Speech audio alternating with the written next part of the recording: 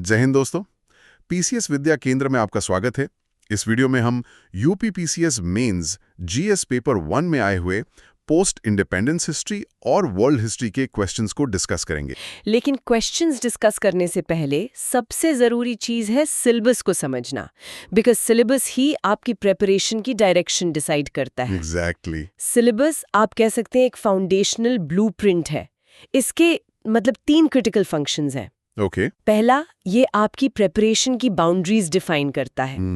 दूसरा, ये वो सोर्स है जहां से सारे प्रीवियस ईयर क्वेश्चंस मतलब पीवाईक्यूज फ्रेम होते हैं। राइट। और तीसरा, ये आंसर राइटिंग के लिए एक एसेंशियल फ्रेमवर्क देता है। बिल्कुल सही। इसको हम गाइडिंग लाइट कह सकते हैं। हाँ, meaning it shows what to read and what to ignore.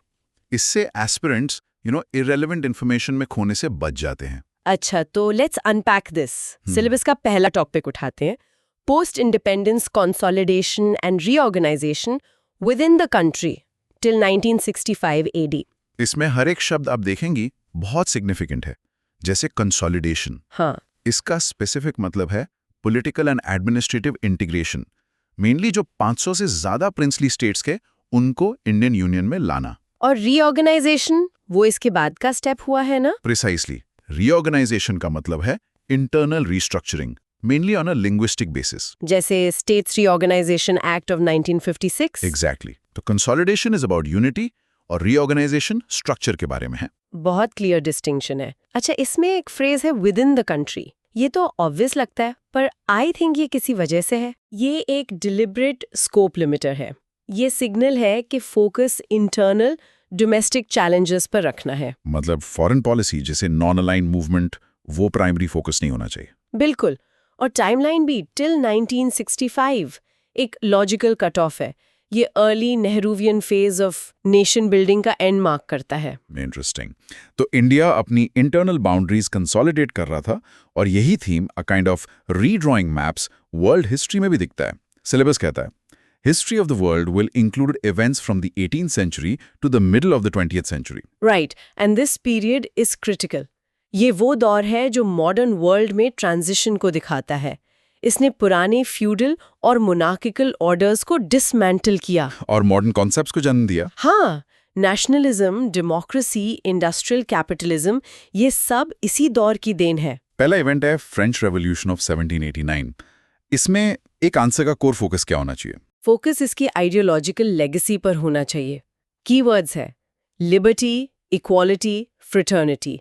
ये सिर्फ स्लोगन्स नहीं थे। नो, दे वर रेवोल्यूशनरी कॉन्सेप्ट्स। एग्जैक्टली। इन्होंने पूरी दुनिया में डेमोक्रेटिक थॉट की फाउंडेशन रखी। नेक्स्ट है इंडस्ट्रियल रेवोल्यूशन। लोग इसे अक्सर सिर्फ मशीन्स और फैक्ट्री से जोड़ते हैं। And that's not enough. Syllabus एक डीपर एनालिसिस की तरफ हिंट कर रहा है। की फोकस इकोनॉमिक और सोशल ट्रांसफॉर्मेशन पर होना चाहिए। और सोशल ट्रांसफॉर्मेशन मतलब new class structures. Yes, industrial bourgeoisie और urban proletariat, mass migrations, urbanisation. Examiner societal shift को समझना चाहता है, सिर्फ इन्वेंशंस की लिस्ट नहीं। Got it. अब आते हैं वर्ल्ड वॉर्स पर। ये तो बहुत वास्ट टॉपिक है। प्रायोरिटाइज क्या करना है? The concept of total war, ये बहुत क्रूशियल है।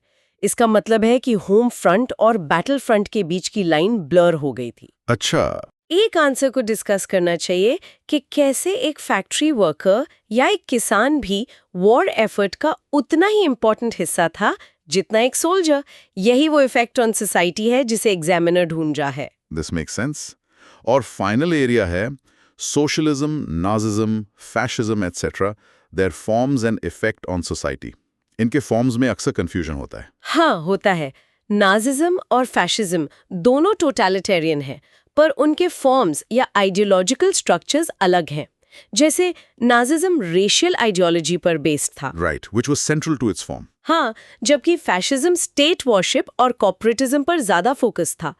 बट सिलेबस का सबसे क्रिटिकल पार्ट है इफेक्ट ऑन सोसाइटी। मार्क्स यहीं पर है। तो एस्पिरेंट्स को एक्सप्लेन करना होगा कि इन आइडियोलॉजीज ने लॉज, एजुकेशन, कल्चर और डेली लाइफ को कैसे रीशेप किया। एब्सोल्युटली। सो आखिर में ये सब प्रेपरेशन के लिए क्या मायने रखता है? We've decoded the syllabus, but practice में कैसे लाएं? यहाँ प्रीवियस ईयर क्वेश्चंस यानी पीवाईक्यूज आते हैं। Yes. PYQs are not random questions. They are the syllabus in action. वो उन्हीं लाइंस का प्रैक्टिकल एप्लीकेशन है जो हमने डिस्कस की। सो सिलेबस बताता है व्हाट इज इम्पोर्टेंट। और PYQs बताते हैं how questions are framed from those topics. तो बिना सिलेबस समझे सिर्फ PYQ सॉल्व करना, it would be a superficial preparation. Absolutely. Syllabus why है, a conceptual foundation. PYQs how है, the application and structure for your answers. दोनों मिलकर एक कंप्लीट स्ट्रैटेजी बनाते हैं। So this raises a final thought for every aspirant. After understanding that the syllabus demands a focus on keywords like consolidation, social transformation, and effect on society, how should you now modify your note-making strategy to ensure these specific dimensions are at the core of every topic you study? Question discuss करते हैं। जी बिल्कुल। तो आज जो सवाल हम ले रहे हैं वो UPPCS GS1 मेंस 2018 के पेपर से है। Explain the role of Sardar Vallabhbhai Patel in the integration of the princely states of India. और ये 8 मार्क्स का क्वेश्चन था। राइट। और देखिए यहाँ सबसे जरूरी चीज है डायरेक्टिव वर्ड, जो कि है एक्सप्लेन। हाँ, ये बहुत इंपॉर्टेंट है। इसका मतलब समझना बहुत जरूरी है।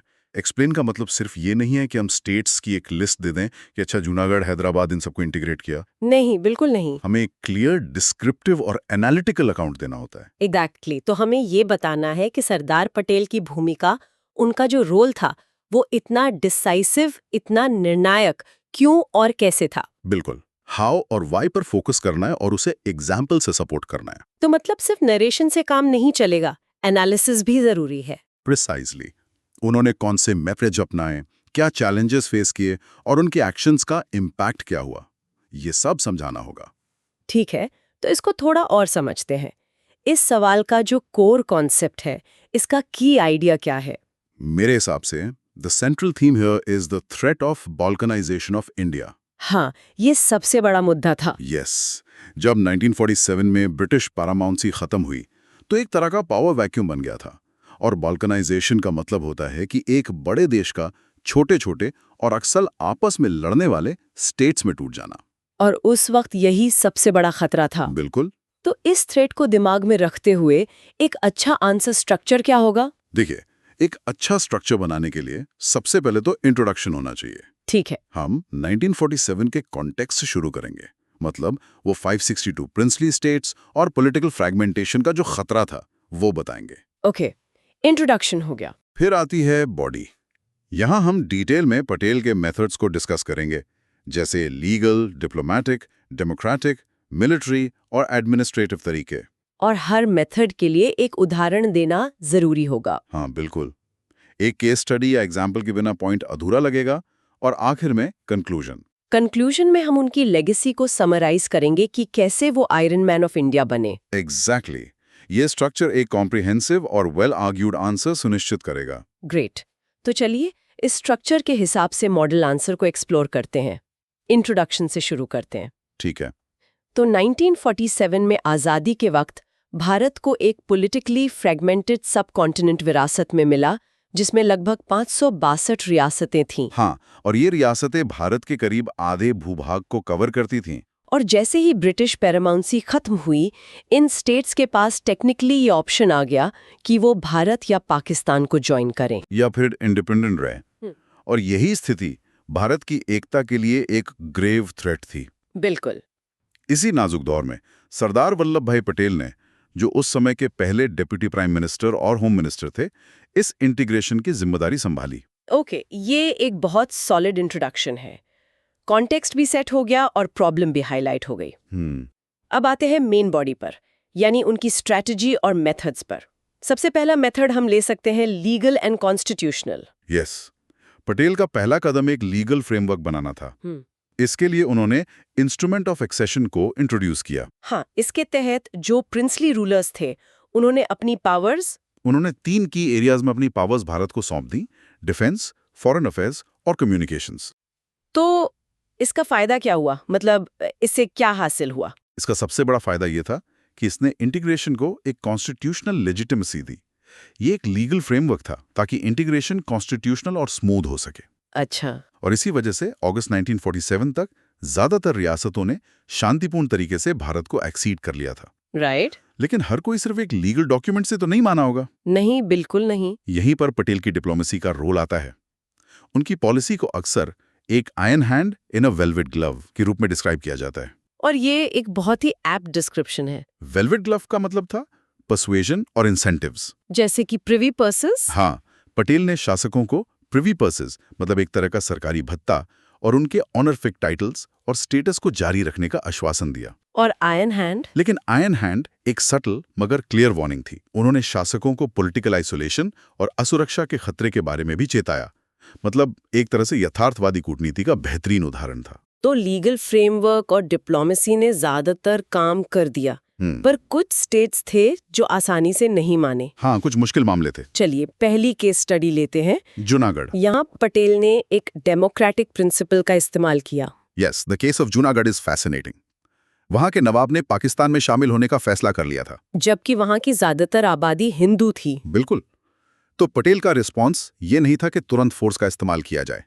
इसके बजाय उन्होंने प्लेबिसाइट पर जोर दिया। एक जनमत संग्रह। हाँ, और नतीजा वो तो ओवरवेलमिंग था। 99% से ज्यादा आबादी ने भारत में शामिल होने के लिए वोट किया। तो इससे एक बहुत बड़ा सिद्धांत स्थापित हुआ। हाँ, यहाँ पटेल ने पॉपुलर सॉवरेंटी का सिद्धांत स्थापित किया। इसका मतलब है कि पीपल्स विल यानी जनता की इच्छा राजाओं के फैसलों से ऊपर है। ओके, सो डिप्लोमेसी और डेमोक्रेसी ने काम किया, लेकिन हैदराबाद के केस में सिचुएशन बिल्कुल अलग थी। बहुत अलग थी। वहां आखिर में फोर्स का इस्तेमाल करना पड़ा। बिल्कुल। हैदराबाद के निजाम आजाद रहना चाहते थे और उन्होंने रजाकार नाम की एक्सट्रीमिस्ट मिलिशिया को भी समर्थन दिया। सारी बातचीत फेल हो गई थी। हाँ, सारी नेगोशिएशंस फेल हो गईं। तब जाकर पटेल ने 1948 में ऑपरेशन पोलो को ऑथराइज किया, जिसे ऑफिशियली एक पुलिस एक्शन कहा गया था। Yes, to restore law and order. इससे पटेल का ये फर्म बिलीफ साफ हो गया कि राष्ट्रीय एकता से कोई समझौता नहीं किया जा सकता। मतलब जब बातचीत और कूटनीति काम नहीं आई तो बल का प्रयोग जरूरी हो गया था। अनअवॉइडेबल हो गया था। ठीक है, अब 5वें पॉइंट पर आते हैं, the strategic integration of Kashmir. ये एक कॉम्प्लेक्स इशू है, लेकिन इसमें भी पटेल की भूमिका क्रूशियल थी। यस, कश्मीर के महाराजा भी शुरू में आज़ाद ही रहना चाहते थे, लेकिन जब 1947 में पाकिस्तान से ट्राइबल इन्वेजन हुआ तो उन्होंने इंस्ट्रूमेंट ऑफ एक्सेशन पर हस्ताक्षर किए। और पटेल ने तुरंत सैन्य हस्तक्षेप का समर्थन किया। बिल्कुल, उन्होंने इन्वेडर्स को पीछे धकेलने के लिए मिलिट्री इंटरवेंशन का समर्थन किया और राज्य के एडमिनिस्ट्रेटिव कंसोलिडेशन पर भी जोर दिया। कश्मीर केस ने इंटीग्रेशन के स्ट्रैटेजिक और सिक्योरिटी डायमेंशंस को उजागर किया। राइट। और एक और बहुत जरूरी पॉइंट है एडमिनिस्ट्रेटिव कंसोलिडेशन। पटेल का काम सिर्फ स्टेट्स को साइन करवाने तक ही सीमित नहीं था। ये एक बहुत ही महत्वपूर्ण पॉइंट है, कई लोग इसे मिस कर जाते हैं। हाँ। उन्होंने राज्यों को सिर्फ मैप पर नहीं जोड़ा, बल्कि उन्हें वायबल एडमिनिस्ट्रेटिव यूनिट्स बनाया। एक्सेशन के बाद पटेल ने कई छोटी रियासतों को मिलाकर बड़ी इकाइयां बनाई और ऑल इंडिया सर्विसेज का भी विस्तार किया। हाँ, वो इंडियन एडमिनिस्ट्रेटिव सर्विस IAS बनाने में इंस्ट्रूमेंटल थे और उन्होंने इसकी पहुंच इन राज्यों तक बढ़ाई। तो एक तरह से उन्होंने भविष्य की नींव भी रखी। एब्सोल्युटली। यही एडमिनिस्ट्रेटिव कंसोलिडेशन आगे चलकर राज्यों के लिंग्विस्टिक रीऑर्गेनाइजेशन का आधार बना। तो हम कह सकते हैं कि उनका इंटीग्रेशन सिर्फ सिंबॉलिक नहीं था, वो इफेक्टिव और फंक्शनल भी था। मुझे लगता है कि बॉडी के सारे पॉइंट्स हमने अच्छे से कवर कर लिए हैं। जी। अब आते हैं कंक्लूजन पर। मुझे लगता है यहाँ एक कोट बहुत पावरफुल रहेगा। इतिहासकार ग्रैनविल ऑस्टिन ने कहा था, and I quote, India's unity was neither automatic nor inevitable but consciously achieved. That's a perfect quote. तो आखिर में हम कह सकते हैं कि सरदार पटेल ने कूटनीति, कानूनी तरीकों और जहां जरूरी हुआ वहां बल प्रयोग का एक अनूठा मिश्रण इस्तेमाल किया। एक जुडिशियस ब्लेंड। बिल्कुल। उनके इसी प्रैग्मेटिक नेशनलिज्म ने उन्हें आयरन मैन ऑफ इंडिया का खिताब दिलाया और देश को विखंडन यानी फ्रैगमेंटेशन से बचाया। एक बहुत ही मजबूत और सटीक कंक्लूजन। ये उनके तरीकों और उनकी विरासत दोनों को सॉलिडिफाई करता है। तो स्टूडेंट्स, जब आप इस तरह के सवालों का जवाब दें तो पटेल की रणनीति के इस मिक्स ऑफ पर्सुएशन और फर्मनेस पर जरूर फोकस करें। हाँ, ये समझना बहुत जरूरी है। ध्यान दें कि कैसे उन्होंने राष्ट्र निर्माण यानी नेशन बिल्डिंग के लिए हर अवेलेबल टूल का, चाहे वो लीगल हो, डिप्लोमेटिक हो या मिलिट्री हो, समझदारी से इस्तेमाल किया। तो एस्पिरेंट्स के लिए यही टेक अवे है। बिल्कुल। अब नेक्स्ट क्वेश्चन डिस्कस करते हैं। जी। ये UPPCS GS1 मेंस 2018 का क्वेश्चन है और इसकी वैल्यू है 12 मार्क्स। ओके। क्वेश्चन था, discuss the role of Hitler in bringing about the Second World War. A very classic question और बहुत इंपॉर्टेंट है। हाँ, तो सबसे पहले इसके डायरेक्टिव पे फोकस करते हैं। यहाँ वर्ड है डिस्कस, इसका क्या मतलब है? देखिए, जब डिस्कस पूछा जाता है तो एग्जामिनर एक वन साइडेड आंसर नहीं चाहता। उन्हें एक बैलेंस्ड एनालिटिकल व्यू चाहिए। मतलब हमें सिर्फ हिटलर की गलती नहीं गिनानी है। एग्जैक्टली हमें हिटलर की पॉलिसीज को डिटेल में एग्जामिन करना है, लेकिन साथ ही उन दूसरे फैक्टर्स को भी एक्नॉलेज करना है जिन्होंने वॉर में कंट्रीब्यूट किया। तो ये एक तरह की डिबेट हो गई। हाँ बिल्कुल, ये डिबेट है individual agency versus structural causes. क्या एक अकेला इंसान इतना पावरफुल था या उस वक्त के हालात ही ऐसे थे कि जंग होनी ही थी? राइट, तो इस आंसर को अप्रोच कैसे करेंगे? इसका स्ट्रक्चर क्या होना चाहिए? सबसे पहले हमें की कॉन्सेप्ट समझना होगा। ये पूरा question inter war European politics यानी 1919 से 1939 के बीच के इवेंट्स पर बेस्ड है।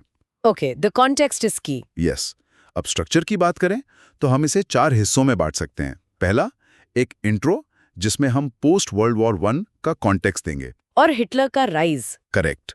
फिर आएगा बॉडी, इसे हम 4 सब हेडिंग्स में डिवाइड करेंगे। Ideology, violation of treaties, expansionist policy और एक्सप्लॉयटेशन ऑफ अपीजमेंट। ये तो काफी कॉम्प्रिहेंसिव लग रहा है। हाँ, इसके बाद एक छोटा सा क्रिटिकल असेसमेंट होगा जिसमें हम दूसरे फैक्टर्स की बात करेंगे। जी, जैसे लीग ऑफ नेशंस की फेलियर या ग्रेट डिप्रेशन। और आखिर में एक सॉलिड कंक्लूजन जो एस्टैब्लिश करेगा कि हिटलर ही प्राइमरी कैटलिस्ट था। परफेक्ट, तो चलिए मॉडल आंसर शुरू करते हैं इंट्रोडक्शन से। तो हम शुरू कर सकते हैं कि सेकेंड वर्ल्ड वॉर यानी द्वितीय विश्व युद्ध मानव इतिहास का सबसे विनाशकारी संघर्ष था। इसमें तो कोई डाउट नहीं है। हाँ, तो हम लिखेंगे, हालांकि इसके लिए कई लॉन्ग टर्म कॉजेज जिम्मेदार थे, पर हिटलर की लीडरशिप और उसकी एग्रेसिव पॉलिसीज ने वॉर को इनएविटेबल यानी कि अवश्यम भावी बना दिया। अच्छा, तो हिटलर ने बेसिकली पोस्ट वॉर की शिकायतों को एक आग में बदल दिया। एग्जैक्टली उसने पोस्ट वॉर ग्रीवेंसेस को एक मिलिट्रिस्टिक एक्सपेंशन के प्रोग्राम में बदल दिया। ये एक स्ट्रॉन्ग इंट्रोडक्शन सेट करता है। ग्रेट, अब आते हैं बॉडी के पहले पॉइंट पर, आइडियोलॉजिकल फाउंडेशंस। राइट, हिटलर का पूरा प्लान उसकी आइडियोलॉजी पर टिका था, यानी नाजिज्म। इसका पूरा ब्लूप्रिंट उसकी किताब मेन काम्फ में मिलता है। और इसके 2 कोर आइडियाज थे, है ना? हाँ, 2 सबसे इंपॉर्टेंट। पहला, लेबनश्रम, जिसका मतलब है लिविंग स्पेस। हिटलर का मानना था कि एरियन रेस को फैलने के लिए ईस्टर्न यूरोप में और जमीन चाहिए।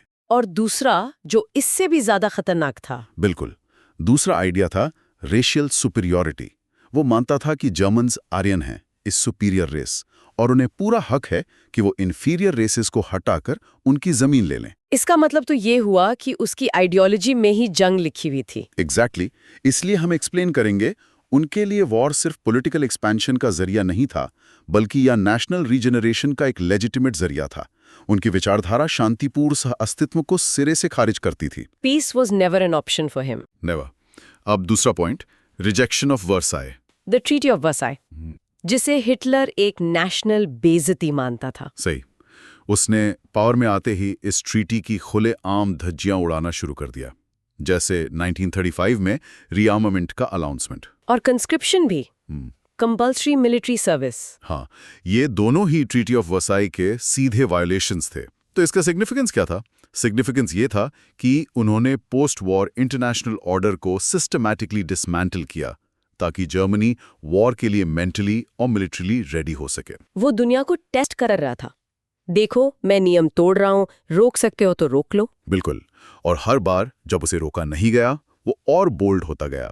जिससे हम आते हैं पॉइंट नंबर 3 पर, अग्रेसिव एक्सपेंशन। यहां से चीजें तेजी से आगे बढ़ी। हाँ, इसमें हम क्रोनोलॉजिकल ऑर्डर में चलेंगे। सबसे पहले 1936 रीमिलिटराइजेशन ऑफ द राइनलैंड, एक बहुत बड़ा गैम्बल। बहुत बड़ा। फिर 1938 में ऑस्ट्रिया के साथ अंशलुस, और फिर उसी साल चेकोस्लोवाकिया से सुडेटनलैंड पर कब्जा।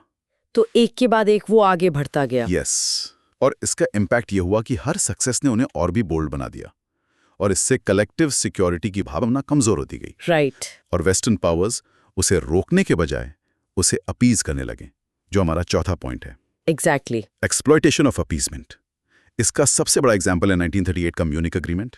जहां ब्रिटेन और फ्रांस ने सोचा कि वो हिटलर को सुडेटनलैंड देकर शांति खरीद लेंगे। हाँ, उन्होंने सोचा वो वॉर टाल रहे हैं, लेकिन हिटलर ने इसको उनकी कमजोरी समझा। ब्रिटेन और फ्रांस ने पीस को प्राथमिकता दी, लेकिन हिटलर ने इसे उनकी वीकनेस समझा।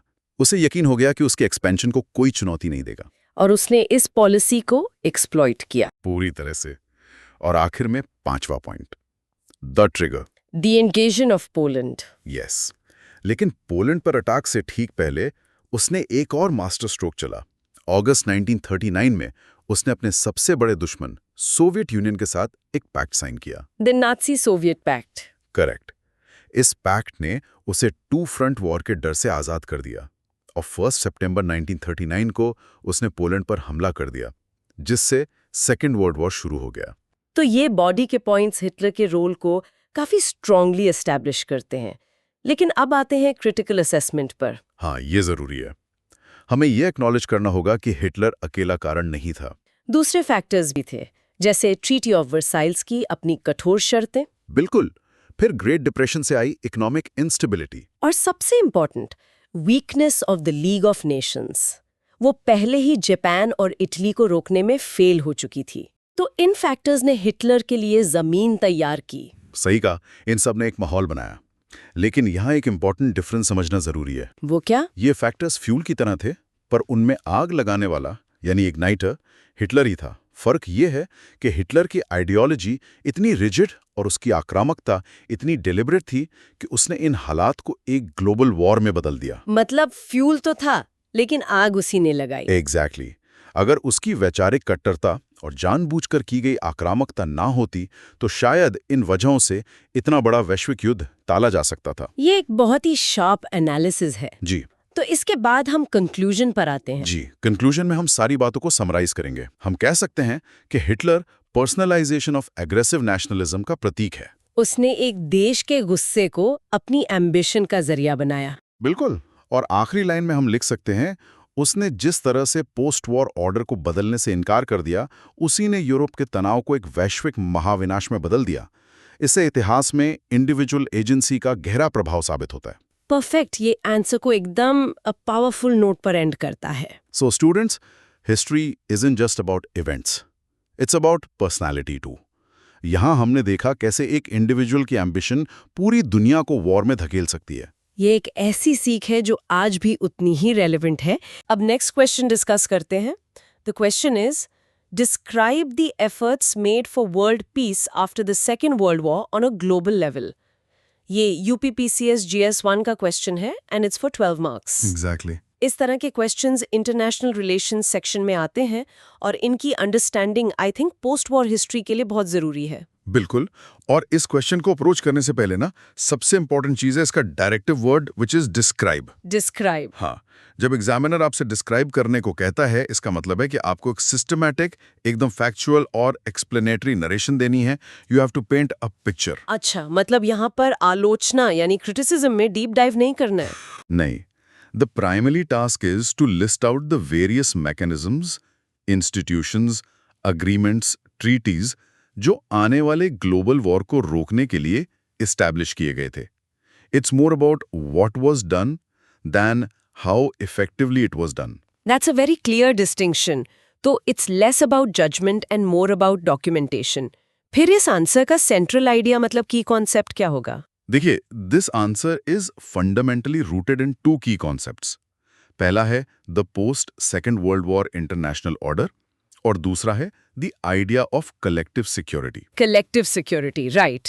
बेसिकली सेकेंड वर्ल्ड वॉर ने यह साबित कर दिया था कि 19th सेंचुरी का जो बैलेंस ऑफ पावर पॉलिटिक्स था, जो यूनिलैटरल एक्शंस थे, वो फेल हो चुके थे। Catastrophically failed. तो एक नए सिस्टम की जरूरत थी which was based on institutionalised international cooperation, जहां सभी नेशंस मिलकर ग्लोबल सिक्योरिटी की जिम्मेदारी लें। Right. So the shift was from every country for itself to a kind of all for one and one for all approach. ये समझ आ गया।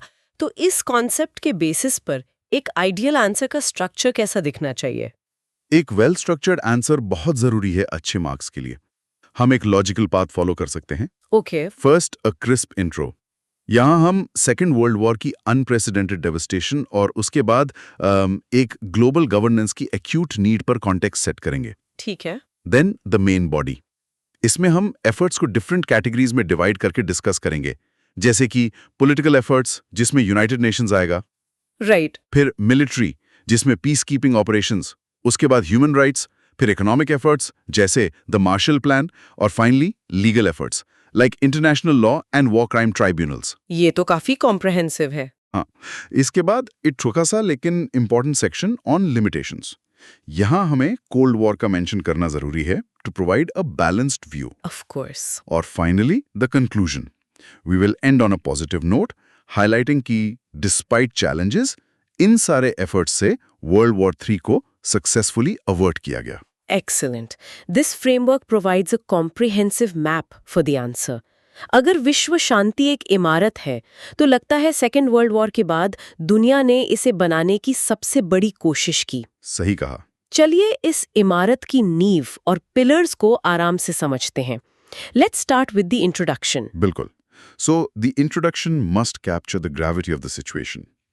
Second World War was not just another war. ये एक total war था.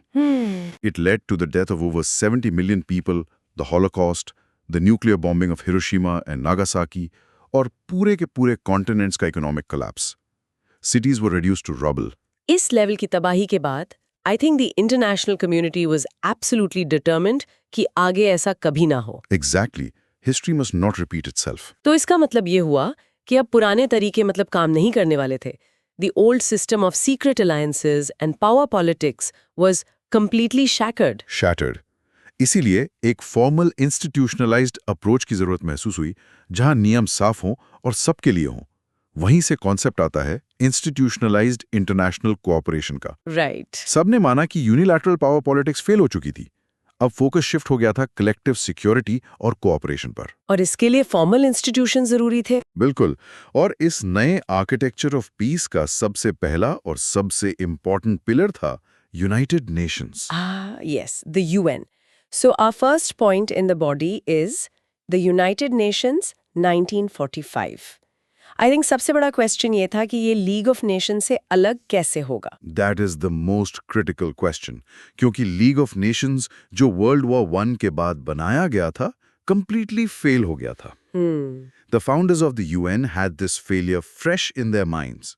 The League, आप देखें तो mostly एक डिबेटिंग सोसाइटी थी जिसके पास कोई एनफोर्समेंट पावर नहीं थी। The UN, established in 1945, was designed to be different. इसका प्राइमरी ऑब्जेक्टिव ही पीस एंड सिक्योरिटी था। हाँ, as stated in its charter, maintenance of international peace and security. और इसको तीथ देने के लिए a special powerful body was created within the UN. I'm talking about the UN Security Council. Right, the enforcement arm. Exactly.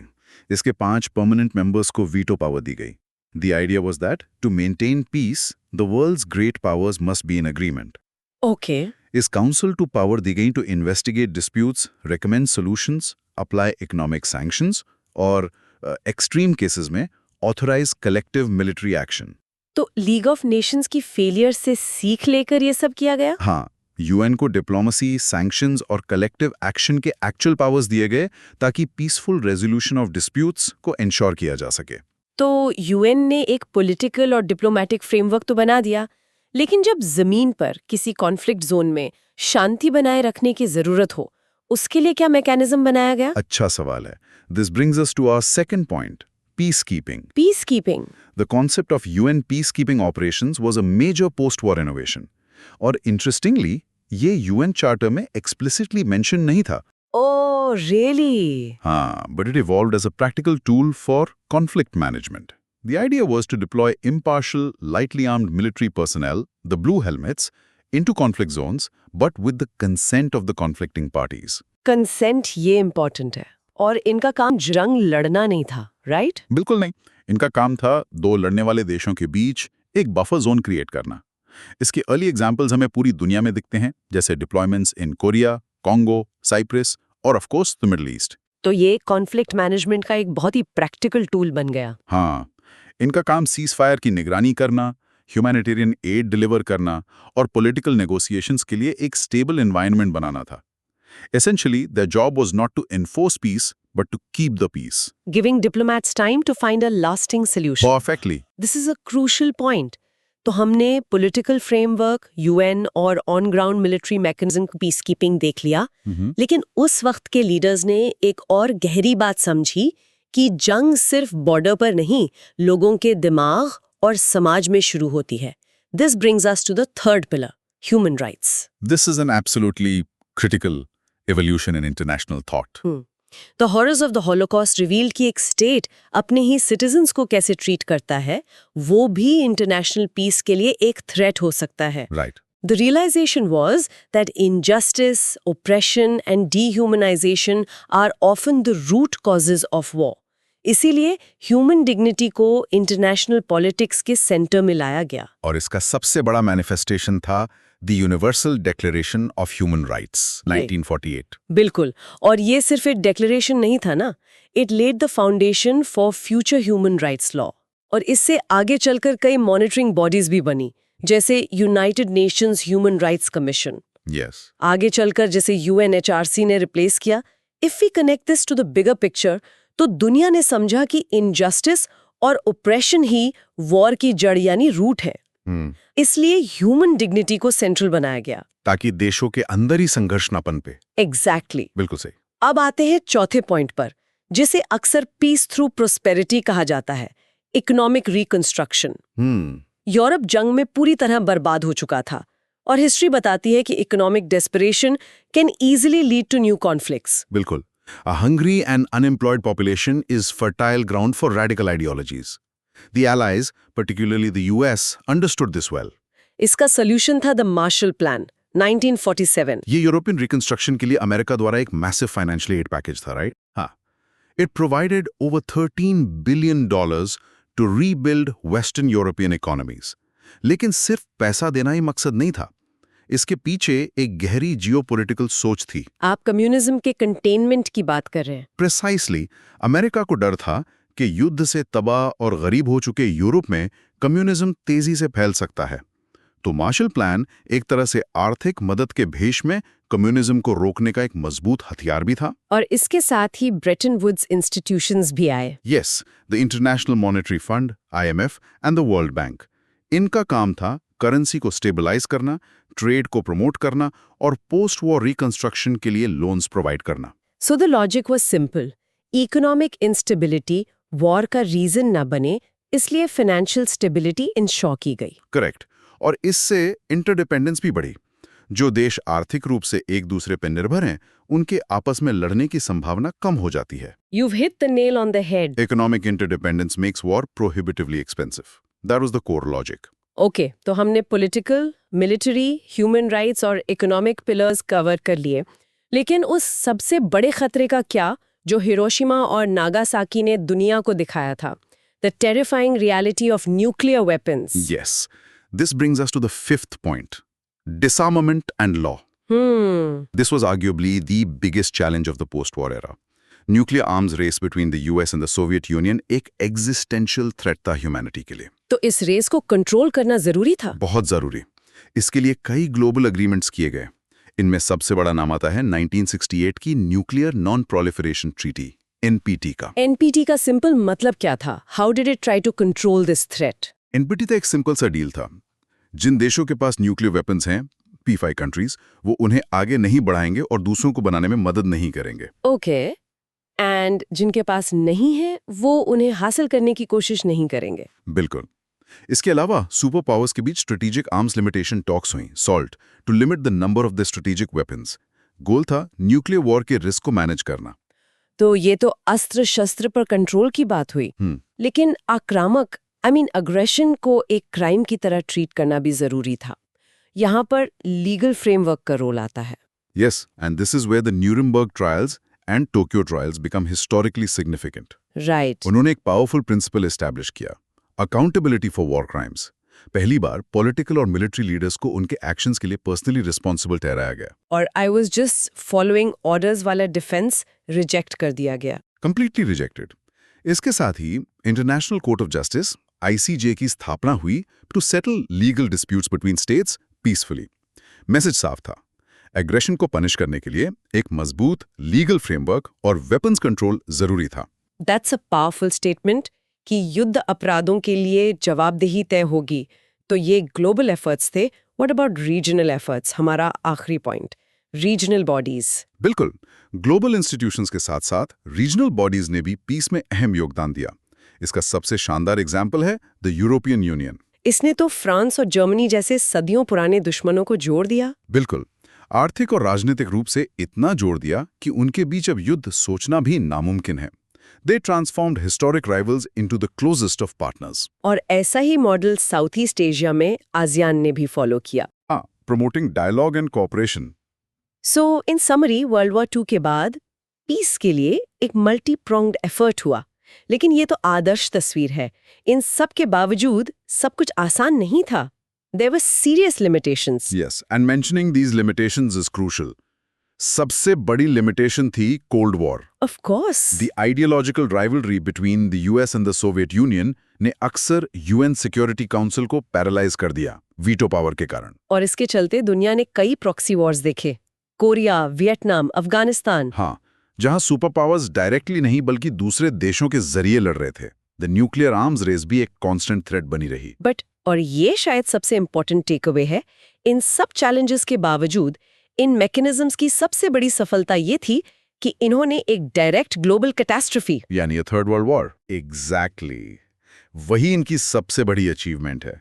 इन्हीं प्रयासों ने एक रेगुलेटेड इंटरनेशनल ऑर्डर की नींव रखी जो रॉ पावर पॉलिटिक्स से हटकर कोऑपरेशन और कलेक्टिव सिक्योरिटी पर आधारित था।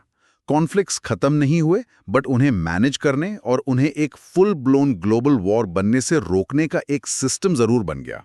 बहुत ही अच्छा कंक्लूजन है। So students, remember, world peace सिर्फ ट्रीटीज से नहीं बल्कि इकोनॉमिक, लीगल और ह्यूमैनिटेरियन एफर्ट्स का एक कंबाइंड पैकेज था।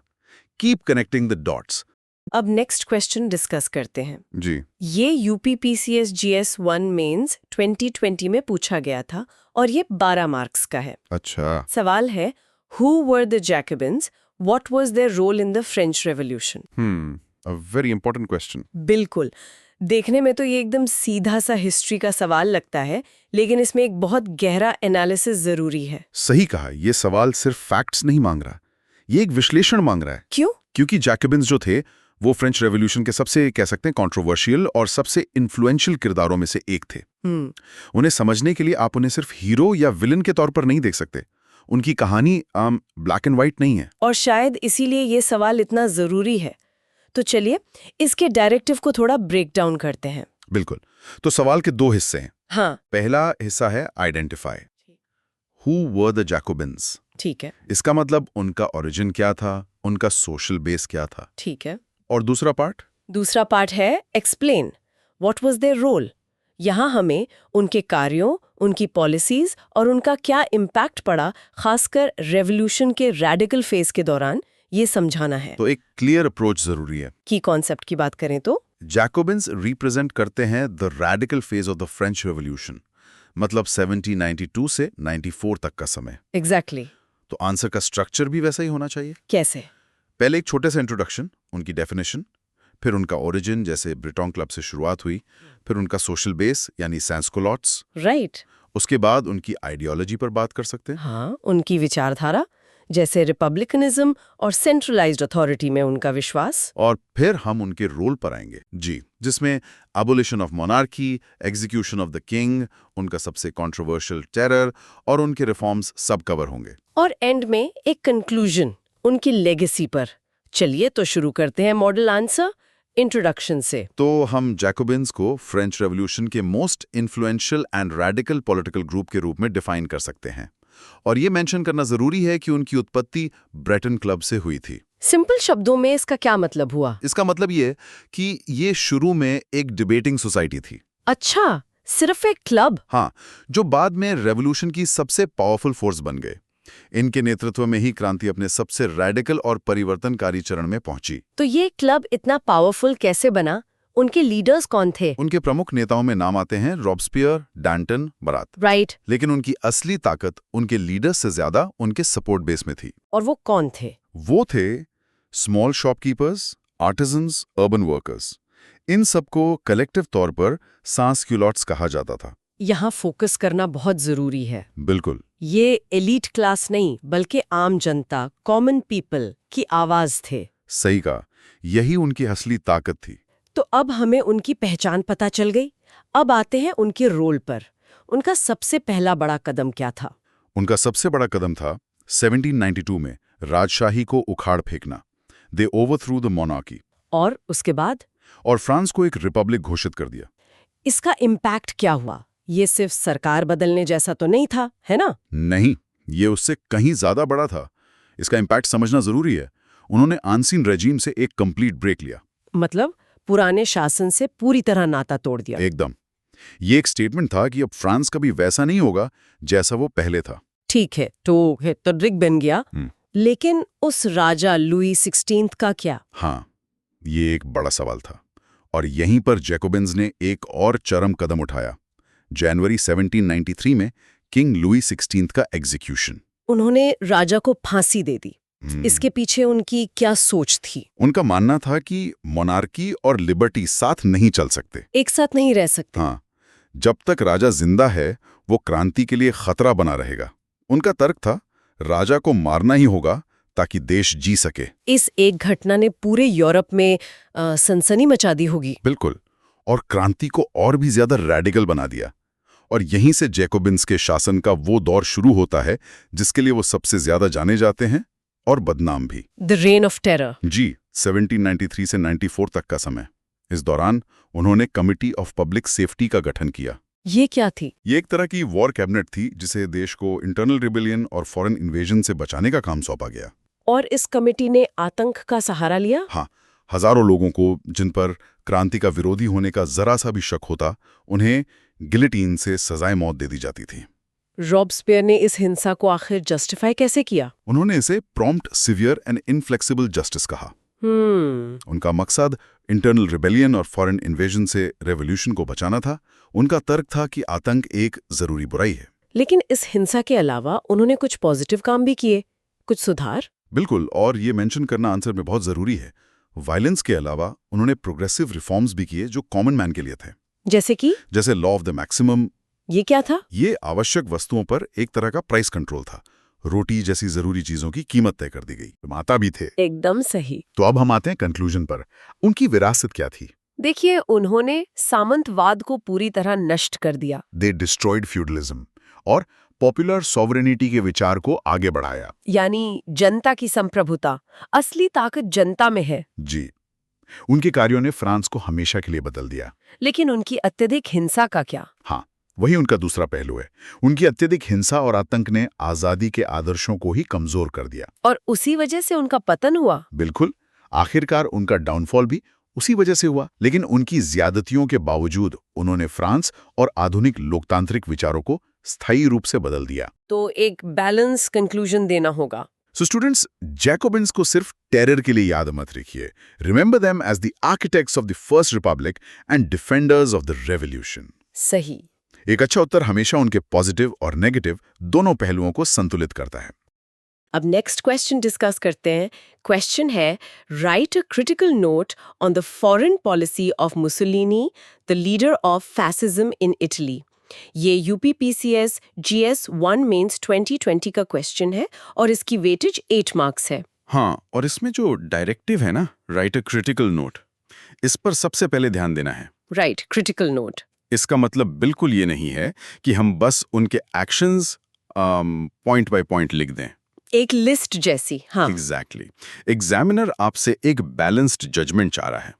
मतलब आपको उनके एक्शंस डिस्क्राइब करने हैं और फिर उन्हें इवैल्यूएट करना है। उनकी सक्सेस और फेलियर दोनों को। बिल्कुल, उनकी एम्बिशन क्या थी वर्सेस उनकी रियलिटी क्या थी। इस गैप को हाईलाइट करना ही इस आंसर का कोर है। बिल्कुल। तो इस आंसर का की कॉन्सेप्ट समझने के लिए मुझे लगता है हमें उसकी ड्राइविंग फोर्स को पकड़ना होगा। सही। और वो थी, जहां तक मैंने समझा है, 2 चीजें। एक उनकी फैशिस्ट आइडियोलॉजी, जिसका मतलब ही था अग्रेसिव नेशनलिज्म। हाँ, बहुत आक्रामक। और दूसरा, इटली को उसके पुराने रोमन ग्लोरी के दिन वापस दिलाने का एक जुनून। पूरी फॉरेन पॉलिसी इसी आग से चल रही थी। एकदम सही कहा। तो इसके लिए एक अच्छा स्ट्रक्चर जरूरी है, एक कोहेरेंट आंसर के लिए। हाँ, कैसा स्ट्रक्चर फॉलो कर सकते हैं हम? देखिए, हम शुरू कर सकते हैं एक इंट्रोडक्शन से, जिसमें हम मुसोलिनी की एम्बिशन यानी इटली को एक ग्रेट पावर बनाने की चाहत उसकी बात करें। ठीक है। फिर आती है बॉडी। इसे हम 3 फेजेस में डिवाइड कर सकते हैं। पहला, अर्ली कॉशन का फेज। अच्छा, शुरुआती दौर। हाँ। दूसरा, अग्रेसिव एक्सपेंशन का फेज, जिसमें इथियोपिया और स्पेन आएंगे। और तीसरा, सबसे इंपॉर्टेंट, द फेटल अलाइनमेंट, यानी जर्मनी के साथ गठबंधन। और फिर इन सबको आकलन भी तो करना है। बिल्कुल। फिर आएगा क्रिटिकल असेसमेंट, या हम उनकी एम्बिशन और उनकी मिलिट्री कैपेसिटी के बीच के गैप को हाईलाइट करेंगे। सही। और अंत में एक कंक्लूजन, जिसमें हम बताएंगे कि कैसे उनके रिजीम का कोलैप्स हुआ। बहुत अच्छा अप्रोच है। चलिए शुरू करते हैं। तो कॉन्टेक्स्ट के लिए, Benito Mussolini was the fascist dictator of Italy from 1922 to 1943। उनकी फॉरेन पॉलिसी, जैसा हमने डिस्कस किया, अग्रेसिव और एक्सपेंशनिस्ट थी। हाँ, उनका मेन गोल था इटली की प्रेस्टीज को रिस्टोर करना, उसको मतलब एंशिएंट रोमन एम्पायर की ग्लोरी वापस लाना। राइट। यही अल्ट्रानेशनलिज्म आगे चलकर हम सब जानते हैं सेकेंड वर्ल्ड वॉर का एक कारण बना। तो इस सपने का, इस विजन का केंद्र बिंदु क्या था? मैंने उनके कॉन्सेप्ट के बारे में पढ़ा है, मैरे नॉस्ट्रम। हाँ, मैरे नॉस्ट्रम, इसका लैटिन में मतलब है आरसी। वो मेडिटेरेनियन सी को पूरी तरह से इटली के डोमिनेंस में लाना चाहते थे, बिल्कुल वैसे ही जैसे एंशिएंट रोमन एम्पायर के टाइम में था। तो ये एक बहुत बड़ा इंपीरियल विजन था। बहुत बड़ा, लेकिन यही उनकी कमजोरी थी। ये ऑब्जेक्टिव्स आइडियोलॉजिकल ज्यादा थे। उन्होंने इटली की इकोनॉमिक और मिलिट्री वीकनेस को मतलब पूरी तरह से इग्नोर कर दिया था। चलिए इसकी गहराई में उतरते हैं। पहली फेज की बात करते हैं, 1922 से 1934 का दौर। Initially Mussolini was cautious. बिल्कुल। He participated in the Locarno treaties 1925 and cooperated with Britain and France. ये थोड़ा अजीब लगता है उनके इमेज के हिसाब से। सही कहा, अजीब लगता है, पर ये उनकी शातिर राजनीति थी। शुरू में वो कॉशियस थे और एक स्टेबलाइजिंग स्टेट्समैन की इमेज बना रहे थे, एक शांति स्थापित करने वाले नेता की। हाँ एग्जैक्टली। इससे उन्हें इंटरनेशनल लेजिटिमेसी मिल रही थी। लेकिन जैसा आपने कहा, ये सिर्फ एक पर्दा था उनके असली इरादों पर। तो ये सब एक दिखावा था, एक तैयारी का फेज। एक तरह से हाँ, वो आहिस्ता आहिस्ता अपनी पावर को कंसोलिडेट कर रहे थे और सही मौके का इंतजार कर रहे थे। और फिर वो मौका आता है 1935 में।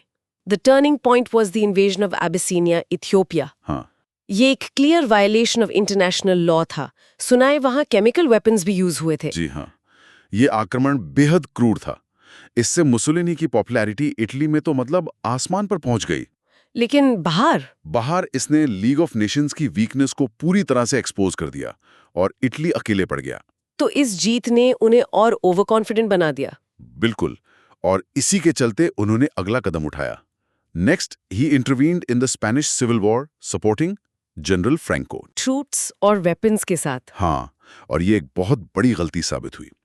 इसने इटली के रिसोर्सेज ड्रेन कर दिए बिना किसी खास स्ट्रेटेजिक गेन के। मतलब फायदा कुछ नहीं हुआ। बिल्कुल नहीं। उनकी मिलिट्री पहले से ही कमजोर थी और इस इंटरवेंशन ने उसे और कमजोर कर दिया। तो अब स्थिति ये है कि इटली आर्थिक और सैनिक रूप से कमजोर हो रहा है और राजनयिक तौर पर अकेला पड़ चुका है। एकदम। और यही हमें तीसरे और सबसे निर्णायक दौर में ले आता है। Post 1936 Mussolini moved closer to Hitler. The fatal alliance with Germany. हाँ, पहले रोम बर्लिन एक्सिस 1936 में, और फिर पैक्ट ऑफ स्टील 1939 में। यहाँ इटली ने अपनी डिप्लोमेटिक इंडिपेंडेंस पूरी तरह से खो दी। मतलब वो नाजी जर्मनी के जूनियर पार्टनर बन गए, उनके इंटरेस्ट के नीचे एक तरह से दब गए। यही उनके अंत की शुरुआत थी। ये पूरी पॉलिसी को अगर हम समराइज करें तो हिस्टोरियन डेनिस मैक्स स्मिथ का एक फेमस कोट है। हाँ, बहुत अच्छा कोट है। He said Mussolini's foreign policy was marked by rhetoric without resources. बेहतरीन है इन्हें। इसका मतलब है बातें बड़ी बड़ी, लेकिन उन्हें पूरा करने के लिए साधन नहीं। Rhetoric without resources. हाँ, सपने एम्पायर थे, पर इटली की इकोनॉमिक और मिलिट्री रियलिटी वो बहुत वीक थी। This very illusion led to disaster. So to conclude, Mussolini's foreign policy was ambitious in vision but deeply flawed in execution. बिल्कुल। It was driven by ideology, not by a realistic assessment of Italy's capabilities. एकदम। Roman glory को restore करने के बजाय उनकी policy ने Italy को diplomatic isolation, military defeat और आखिर में फैशिज्म के कोलैप्स तक पहुंचा दिया। तो ये एग्रेसिव ऑथोरिटेरियन नेशनलिज्म के खतरों का एक बहुत बड़ा सबक है। बिल्कुल। सो स्टूडेंट्स रिमेंबर, इस आंसर से हमें एक बहुत इंपॉर्टेंट लेसन मिलता है। क्या है वो? फॉरेन पॉलिसी इमोशंस या आइडियोलॉजी पे नहीं, बल्कि नेशनल कैपेसिटी पे बेस्ड होनी चाहिए। मुसोलिनी ने यही गलती की। सही। इसी तरह क्रिटिकल थिंकिंग के साथ हर टॉपिक को अप्रोच करें। अब नेक्स्ट क्वेश्चन डिस्कस करते हैं। बिल्कुल। आज का सवाल वर्ल्ड हिस्ट्री से है और काफी फंडामेंटल टॉपिक है ये। हाँ, टॉपिक है इंडस्ट्रियल रेवोल्यूशन। चलिए सवाल देखते हैं। The question is, the industrial revolution was not only a technological revolution but also a socio economic revolution that changed the way people live. Comment. Hmm ये UPPCS GS 1 mains 2021 का question है और इसकी weightage है 12 marks. Right. So first things first, इस question को थोड़ा break down करते हैं। यहाँ पर जो डायरेक्टिव है वो है कमेंट। राइट। जब भी डायरेक्टिव कमेंट होता है, इसका मतलब है कि एग्जामिनर आपसे एक मल्टी डायमेंशनल एनालिसिस मांग रहा है। हाँ, एक balanced view. Exactly. They want your well reasoned opinion backed by facts. यहाँ पर मतलब सिर्फ इन्वेंशंस की लिस्ट नहीं देनी है। Exactly. The core of the question lies in proving the statement. हमें एस्टैब्लिश करना है कि इंडस्ट्रियल रेवोल्यूशन सिर्फ टेक्नोलॉजिकल नहीं था, बल्कि उससे भी ज्यादा एक सोशियो इकोनॉमिक रेवोल्यूशन था। सही कहा। फोकस इस फ्रेज पर होना चाहिए, changed the way people live. Her point को इस सेंट्रल थीम से कनेक्ट करना होगा, है ना? बिल्कुल सही। तो हमारा अप्रोच बिल्कुल क्लियर होना चाहिए। We need a solid structure. Key concept जिसके अराउंड हमारा पूरा आंसर घूमेगा वो है the shift from an agrarian feudal society okay. To an industrial capitalist society. या ये जो ट्रांजिशन है यही इस रेवोल्यूशन का एसेंस है basically. Okay, so if we were to outline the structure for this answer, मतलब वो कैसा दिखेगा? एक कॉम्प्रिहेंसिव स्ट्रक्चर देखिए इस तरह से बनेगा। फर्स्ट, एक क्रिस्प इंट्रोडक्शन। इसमें हम इंडस्ट्रियल रेवोल्यूशन को डिफाइन करेंगे as something much larger than a mere technological breakthrough. फिर आएगा बॉडी, जो हमारे आंसर का मेन पार्ट होगा। राइट, उसको कैसे ब्रेक करें? उसको हम 3-4 हिस्सों में तोड़ सकते हैं। First, a brief mention of the technological changes. फिर, और ये सबसे इंपॉर्टेंट है, the economic changes, the rise of capitalism, the factory system. और आगे न्यू सोशल क्लासेस का बनना। Exactly. Third, the social changes. इसमें अर्बनाइजेशन, फैमिली स्ट्रक्चर में बदलाव और आम आदमी की डेली लाइफ पर असर। और may be fourth, the cultural changes. That makes sense. और बॉडी के बाद? फिर कंक्लूजन? बॉडी के बाद एक क्रिटिकल असेसमेंट जरूरी है। यहां हम इस रेवोल्यूशन के दोहरे चित्र की बात करेंगे। एक तरफ इसने वेल्थ क्रिएट की, तो दूसरी तरफ सोशल इनइक्वालिटी बढ़ाई। करेक्ट। और फाइनली एक स्ट्रॉन्ग कंक्लूजन जो पूरे आर्गुमेंट को समराइज करेगा कि इसने ह्यूमन सिविलाइजेशन को फंडामेंटली कैसे बदल दिया। Perfect. This structure seems to cover all basis. तो चलिए अब इस मॉडल आंसर पर एक गहरी चर्चा करते हैं। Let's start with the introduction. Okay. हम शुरुआत कर सकते हैं by mentioning the key inventions that triggered this revolution, जैसे जेम्स वॉट का स्टीम इंजन हाँ। या जेम्स हार्ग्रीव्स की स्पिनिंग जेनी और आगे चलकर पावरलूम। यस, इन्वेंशंस का जिक्र जरूरी है, लेकिन हमें इंट्रोडक्शन में ही ये साफ करना होगा कि ये सिर्फ मशीन्स का आना नहीं था। इसने प्रोडक्शन का पूरा पैमाना ही बदल दिया। It was a paradigm shift. Right. इसने प्रोडक्शन, काम करने का तरीका और लोगों की जिंदगी मतलब पूरी तरह बदल दी। ये एक ऐसी लहर थी जिसने ना सिर्फ इकोनॉमिक रीस्ट्रक्चरिंग किया बल्कि सोशल ट्रांसफॉर्मेशन भी लाया। एक लाइन में कहें तो इसने इंसानियत के जीने का ढंग ही बदल दिया। सही कहा। Right? So the introduction sets the stage that this is a story about people, not just machines. अब आते हैं मेन बॉडी पर। सबसे पहले, as you said, let's briefly touch upon the technological aspect. बिल्कुल, इसको शॉर्ट एंड स्वीट रखना है। The core technological shift was from manual labour to mechanisation. Inventions like the spinning jenny and the power loom ने textile industry को transform कर दिया। पहले जो काम हाथ से होता था, अब वो मशीन से हो रहा था। इसका डायरेक्ट रिजल्ट था the rise of the factory system. Exactly. Production अब घरों से निकलकर बड़ी बड़ी फैक्ट्रीज में सेंट्रलाइज हो गया, जिससे प्रोडक्टिविटी आसमान छूने लगी। ये टेक्नोलॉजी ही वो फाउंडेशन थी जिस पर आगे की सारी इमारत खड़ी हुई। और इसी फाउंडेशन से इकोनॉमिक स्ट्रक्चर में एक, कह सकते हैं, भूचाल आ गया। Let's dive into the economic revolution aspect. हाँ। I think the first major point is the death of the old system and the rise of industrial capitalism. Exactly. पहले की एग्रेरियन इकोनॉमी जो जमीन पर आधारित थी वो डिक्लाइन होने लगी। उसकी जगह एक नए सिस्टम ने ले ली जिसे हम इंडस्ट्रियल कैपिटलिज्म कहते हैं। जिसमें कैपिटल मैन हो गया। हाँ, इसमें कैपिटल यानी पूंजी, फैक्ट्रीज, मशीन्स, मनी पावर का नया सोर्स बन गया। प्रोडक्शन अब सबसिस्टेंस के लिए नहीं बल्कि प्रॉफिट ओरिएंटेड और मार्केट ड्रिवन हो गया। ये एक बहुत बड़ा माइंडसेट शिफ्ट था। बहुत बड़ा। पहले एक जुलाहा अपने परिवार के लिए कपड़ा बनाता था, अब एक फैक्ट्री ओनर हजारों अनजान लोगों के लिए कपड़ा बना रहा था ताकि वो उसे मार्केट में बेचकर मुनाफा कमा सके। ये माइंडसेट का फंडामेंटल शिफ्ट था। और इस नए इकोनॉमिक सिस्टम ने सोसाइटी को भी दो नए क्लियर कट हिस्सों में बांट दिया। यहाँ हम आते हैं the emergence of new classes पर। Yes, this is a crucial point. दो नई सोशल क्लासेस सामने आई।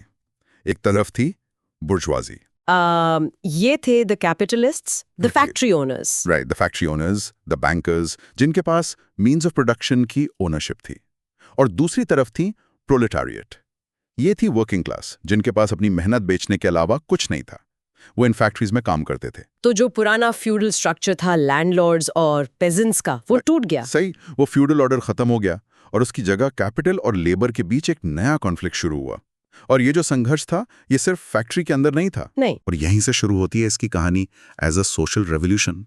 You are talking about urbanisation. ये शायद सबसे विजिबल और ड्रामेटिक इम्पैक्ट था। गांव से शहरों की तरफ एक अनप्रेसिडेंटेड मैस माइग्रेशन हुआ। बिल्कुल। नए इंडस्ट्रियल सेंटर्स जैसे मैनचेस्टर और बर्मिंघम रातों रात बढ़ने लगे। हाँ, लेकिन ये ग्रोथ बिल्कुल अनप्लान्ड और क्योटिक थी। इस वजह से शहरों में ओवरक्राउडिंग, गंदी बस्तियां यानी स्लम्स का बनना और पुअर सैनिटेशन जैसे गंभीर समस्याएं पैदा हुई। गॉड, हाँ। हजारों लोग एक छोटी सी जगह में रहने लगे जहां ना साफ पानी था, ना आने जाने की आजादी।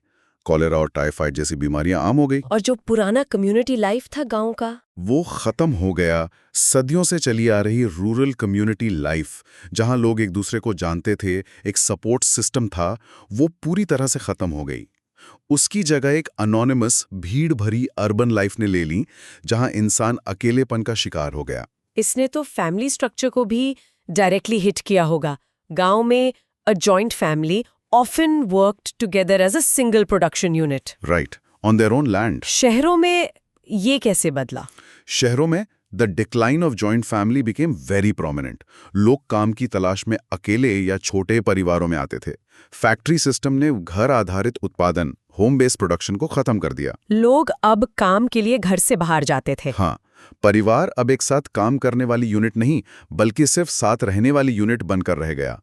और इसी के साथ काम की पूरी नेचर ही बदल गई। कैसे? काम अब टाइम डिसिप्लिन्ड हो गया था। ये एक बहुत बड़ा साइकोलॉजिकल शिफ्ट था। सदियों से इंसान का रिदम सूरज, मौसम और फसलों से जुड़ा था, है ना? सही है। इंडस्ट्री रेवोल्यूशन ने उस नेचुरल रिदम को तोड़कर इंसान को मशीन के रिदम से बांध दिया। घड़ी की टिक टॉक किसान के जीवन का हिस्सा नहीं थी, लेकिन फैक्ट्री वर्कर के लिए वो सब कुछ बन गई। वाओ। लॉन्ग वर्किंग आवर्स 12, 14, कभी-कभी 16 घंटे एक आम बात थी। ये सिर्फ वर्किंग आवर्स का बदलना नहीं था, ये इंसान के नेचर के साथ रिश्ते का बदलना था। इंसान अब मशीन का एक हिस्सा बन गया था। और इस सिस्टम में तो वुमेन एंड चिल्ड्रन को भी एक्सप्लॉइट किया गया, राइट? बिल्कुल। उन्हें बड़े पैमाने पर एम्प्लॉय किया गया क्योंकि वो चीप लेबर थे। Children were particularly sought after for coal mines because they could fit into narrow tunnels. That's terrible. इसने फैमिली स्ट्रक्चर और सोशल फैब्रिक को और भी डिसरप्ट किया। वर्क एक इम्पर्सनल एक्टिविटी बन गया। एक क्राफ्ट्समैन को अपने बनाए प्रोडक्ट पर गर्व होता था, उसका पर्सनल टच होता था। लेकिन एक फैक्ट्री वर्कर इसे अपने काम से अलग थलग, एलियनेटेड महसूस होने लगा। एग्जैक्टली। दिन भर में हजारों पिन्स बनाता था, पर उनमें से एक भी उसकी नहीं थी। ये तो शुरुआत के काफी ब्लीक एस्पेक्ट्स हैं। But surely the standard of living eventually improved. इस एक्सप्लॉयटेशन के खिलाफ कुछ रिएक्शन भी तो हुआ होगा। हाँ, बिल्कुल। शुरू में वर्कर्स के लिविंग स्टैंडर्ड्स जैसे हाउसिंग और हेल्थ बहुत खराब थे। एक्सप्लॉयटेशन चरम पर था, लेकिन इसके रिएक्शन में आवाज उठने लगी। राइट। इंग्लैंड में लिडाइट्स जैसे मूवमेंट्स हुए, जिन्होंने मशीन्स को तोड़ना शुरू कर दिया। लेकिन ज्यादा ऑर्गेनाइज तरीके से ट्रेड यूनियंस का गठन हुआ। वर्कर्स ने अपने राइट्स के लिए कलेक्टिव बार्गेनिंग शुरू की। और इसका असर सरकारी पॉलिसीज पर भी पड़ा होगा। एग्जैक्टली धीरे धीरे पब्लिक प्रेशर और सोशल रिफॉर्म मूवमेंट्स की वजह से लेबर लॉज बनाए गए, फैक्ट्री एक्ट्स आए जिन्होंने वर्किंग आवर्स को रेगुलेट किया और बच्चों के काम करने पर पाबंदी लगाई। हाँ, पब्लिक हेल्थ इनिशिएटिव्स लिए गए। तो हम कह सकते हैं कि शुरुआत में स्थिति बहुत खराब हुई, इट कॉज्ड इनिशियल मिजरी, लेकिन लॉन्ग रन में इन्हीं संघर्षों की वजह से वेजेस, हेल्थ और एजुकेशन में सुधार हुआ। जिसने मॉडर्न लिविंग स्टैंडर्ड्स की नींव रखी। यस तो इकोनॉमिक और सोशल चेंजेस के अलावा एक और डायमेंशन है जिसे हम एड्रेस कर सकते हैं, द कल्चरल शिफ्ट। लोगों की सोच और वैल्यूज कैसे बदली। ये भी एक बहुत इंपॉर्टेंट एस्पेक्ट है। ट्रेडिशनल वैल्यूज जो कम्युनिटी, रिलीजन और परिवार पर बेस्ड थे, उनकी जगह मटीरियलिज्म और इंडिविजुअलिज्म ने ले ली। अच्छा, अब सफलता को पैसा, प्रॉपर्टी और मटेरियल पोजेशन से नापा जाने लगा।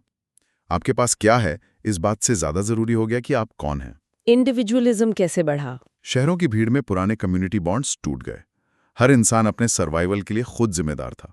इससे इंडिविजुअलिज्म को बढ़ावा मिला। समाज का पूरा वर्ल्ड व्यू ही बदल गया। राइट। अब एफिशिएंसी, पंक्चुअलिटी और कंपटीशन जैसी वैल्यूज पर जोर दिया जाने लगा। ये सब इंडस्ट्रियल सोसाइटी की जरूरतें थीं। इसने मॉडर्न एजुकेशन और साइंटिफिक आउटलुक को भी बढ़ावा दिया, क्योंकि इनोवेशन इस नए सिस्टम का इंजन था। Okay, so we've covered the body of the answer quite extensively. अब आते हैं क्रिटिकल असेसमेंट पर। यहाँ हमें एक बैलेंस्ड व्यू देना है। करेक्ट। हमें इसके दोहरे स्वभाव को एक्नॉलेज करना होगा। ऑन वन हैंड इसने अनप्रेसिडेंटेड वेल्थ जनरेट की, नेशनल इकोनॉमीज को ग्रो किया और ब्रिटेन को दुनिया की सबसे बड़ी पावर बना दिया। टेक्नोलॉजी में भी बहुत तरक्की हुई। हाँ, टेक्नोलॉजी और साइंस में कमाल की तरक्की हुई। मिडिल क्लास का उदय हुआ जिसके पास पहले से ज्यादा अपॉर्चुनिटीज थीं। और ऑन द अदर हैंड दूसरी तरफ इसने सोशल इनइक्वालिटी को बहुत गहरा किया। अमीर और गरीब के बीच की खाई पहले से कहीं ज्यादा बढ़ गई। शुरुआत में इसने वर्कर्स के लिए बेहद कठोर कंडीशंस पैदा किए। एनवायरनमेंट का भी नुकसान शुरू हुआ। बिल्कुल, एनवायरनमेंट को नुकसान पहुंचाना शुरू किया, जिसकी कीमत हम आज तक चुका रहे हैं। और जैसा हमने डिस्कस किया, इसने ट्रेडिशनल सोशल बॉन्ड्स को तोड़ा, जिससे एक सोशल वैक्यूम पैदा हुआ। तो in the long run would you से द पॉजिटिव्स आउटवेड द नेगेटिव्स? ये कहना गलत नहीं होगा। देखिए, वेल्थ क्रिएट हुई, पर शुरुआत में वर्कर्स की हालत खराब थी। टेक्नोलॉजी ने प्रोग्रेस लाया, पर उसने पुराने सोशल स्ट्रक्चर्स को डिसरप्ट किया।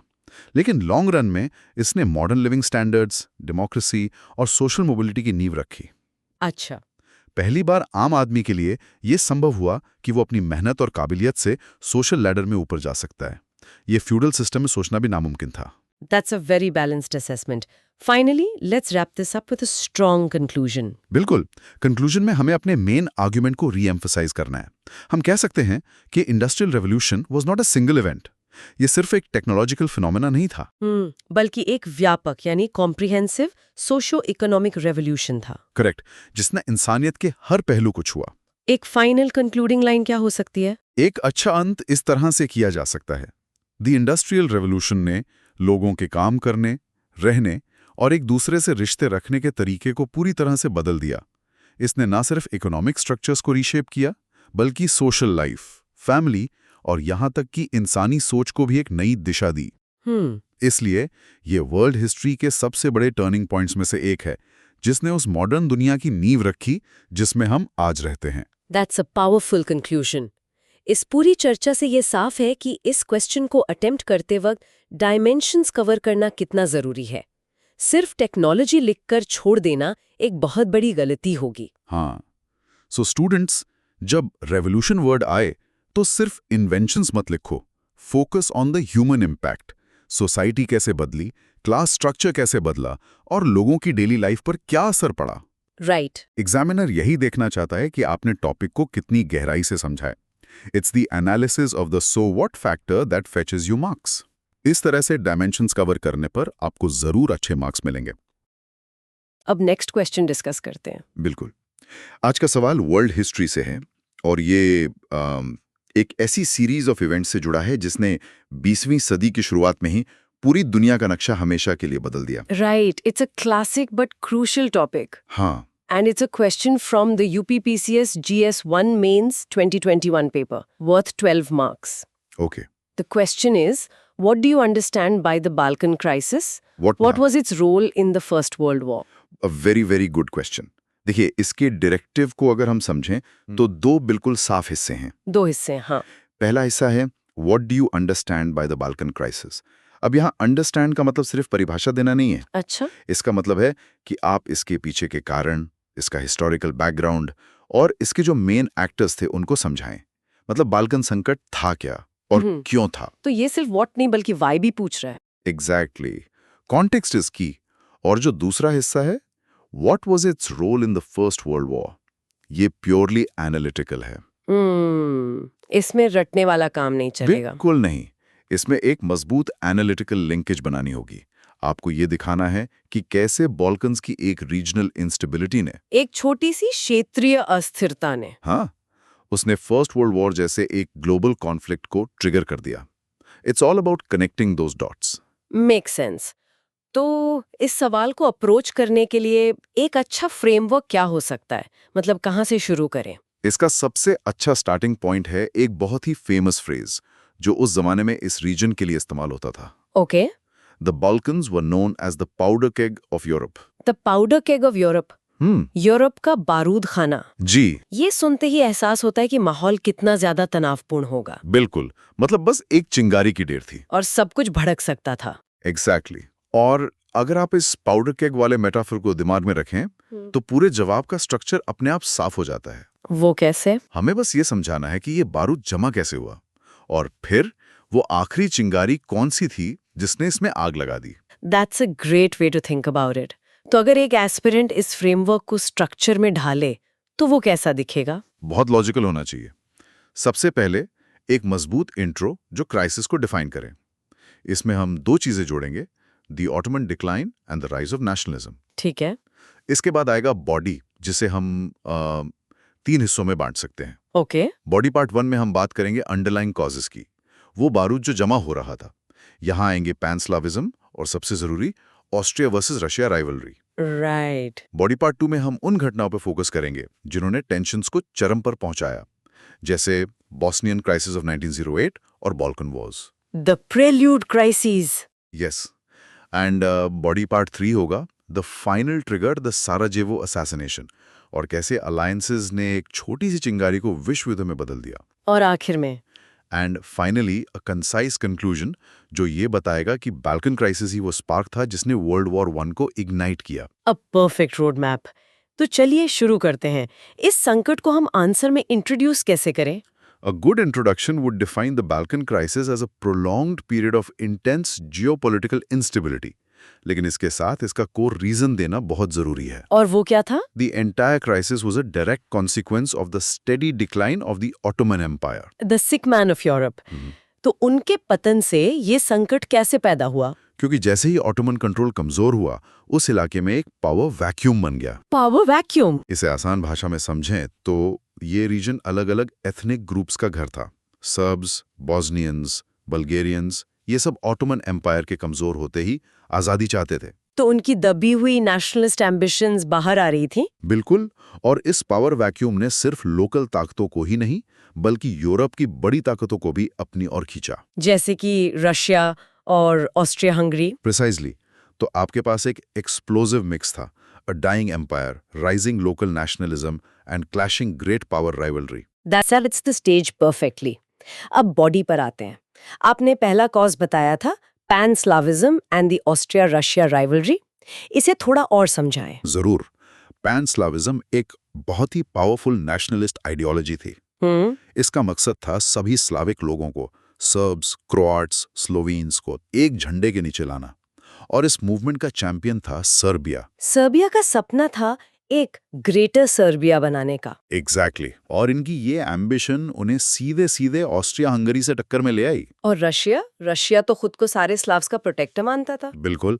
रशिया ने सर्बिया की एम्बिशंस को पूरा सपोर्ट दिया। वहीं दूसरी तरफ ऑस्ट्रिया हंगरी के लिए सर्बियन नेशनलिज्म एक एग्जिस्टेंशियल थ्रेट था। Existential threat. इतना बड़ा खतरा क्यों? क्योंकि ऑस्ट्रिया हंगरी खुद एक मल्टी एथनिक एम्पायर था। उनके अपने साम्राज्य में बहुत सारे स्लाविक लोग थे। अच्छा। उन्हें डर था कि अगर सर्बिया कामयाब हो गया तो उनके अपने एम्पायर के स्लाविक लोग भी बगावत कर देंगे और उनका साम्राज्य बिखर सकता था। जी। इसीलिए उनके लिए सर्बिया को रोकना जिंदा रहने के लिए जरूरी था। यही इनकी दुश्मनी की जड़ थी। सो ये तो हो गया वो फंडामेंटल कॉन्फ्लिक्ट जो सालों से सुलग रहा था, लेकिन कुछ स्पेसिफिक घटनाओं ने इस तनाव को बिल्कुल युद्ध के मुहाने पर ला खड़ा किया। The first one was the Bosnian crisis of 1908। एक क्रिटिकल टर्निंग पॉइंट 1908 में ऑस्ट्रिया हंगरी ने ऑफिशियली बॉस्निया हर्जेगोविना को एनेक्स कर लिया। अपने साम्राज्य में मिला लिया। हाँ, और बॉस्निया में एक बहुत बड़ी सर्बियन आबादी थी। सर्बिया इसे अपना हिस्सा मानता था। तो जाहिर है सर्बिया में बहुत गुस्सा होगा। रशिया का क्या रिएक्शन था? रशिया और सर्बिया दोनों आग बबूला हो गए, लेकिन रशिया को पीछे हटना पड़ा। क्यों? क्योंकि जर्मनी ने ऑस्ट्रिया हंगरी को ब्लैंक चेक सपोर्ट दे दिया था। उन्होंने साफ कहा कि अगर रशिया ने हमला किया तो जर्मनी भी युद्ध में कूद जाएगा, और रशिया उस वक्त एक बड़ी जंग के लिए तैयार नहीं था। सो रशिया वाज ह्यूमिलिएटेड। इसका लॉन्ग टर्म इम्पैक्ट क्या हुआ? इम्पैक्ट बहुत गहरा था। रशिया ने ये अपमान भुलाया नहीं। उन्होंने अपनी सेना को मॉडर्नाइज करना शुरू कर दिया और तय किया कि अगली बार वो पीछे नहीं हटेंगे। और सर्बिया में? सर्बिया में ऑस्ट्रिया के खिलाफ नफरत और बढ़ गई। वहां ब्लैक हैंड जैसी सीक्रेट सोसाइटीज और मजबूत हो गईं। The tension is clearly ratcheting up.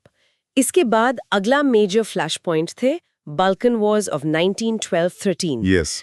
1912 में सर्बिया, बल्गेरिया, ग्रीस और मॉन्टेनेग्रो ने मिलकर कमजोर ऑटोमन एम्पायर पर हमला कर दिया। The Balkan league. जी, और फर्स्ट बाल्कन वॉर में उन्होंने ऑटोमन्स को यूरोप से लगभग बाहर ही कर दिया। लेकिन फिर वो आपस में लड़ने लगे। हाँ, जीती हुई जमीन के बंटवारे को लेकर सेकेंड बाल्कन वॉर हुई। इन दो युद्धों का नतीजा बहुत अहम था। क्या नतीजा निकला? 3 अहम बातें हुई। 1, ऑटोमन एम्पायर यूरोप से लगभग खत्म हो गया। 2, सर्बिया का आकार और ताकत दोनों दोगुने हो गए। और तीसरा और सबसे जरूरी, ऑस्ट्रिया हंगरी अब सर्बिया की इस बढ़ती ताकत से बुरी तरह घबरा गया।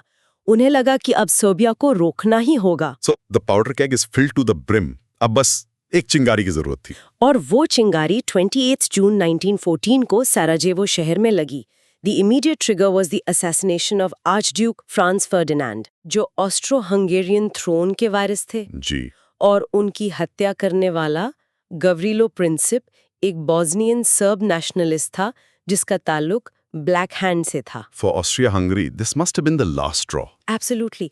उन्होंने इसके लिए सीधे सीधे सर्बियन गवर्नमेंट को जिम्मेदार ठहराया और उन्हें एक बहुत सख्त अल्टीमेटम दिया, जो जानबूझकर ऐसा बनाया गया था जिसे माना ना जा सके। हाँ, और जब सर्बिया ने सारी शर्तें नहीं मानी तो ठीक 1 महीने बाद 28 जुलाई 1914 को ऑस्ट्रिया हंगेरियन ने सर्बिया पे युद्ध की घोषणा कर दी। This should have been a local war, a third Balkan war.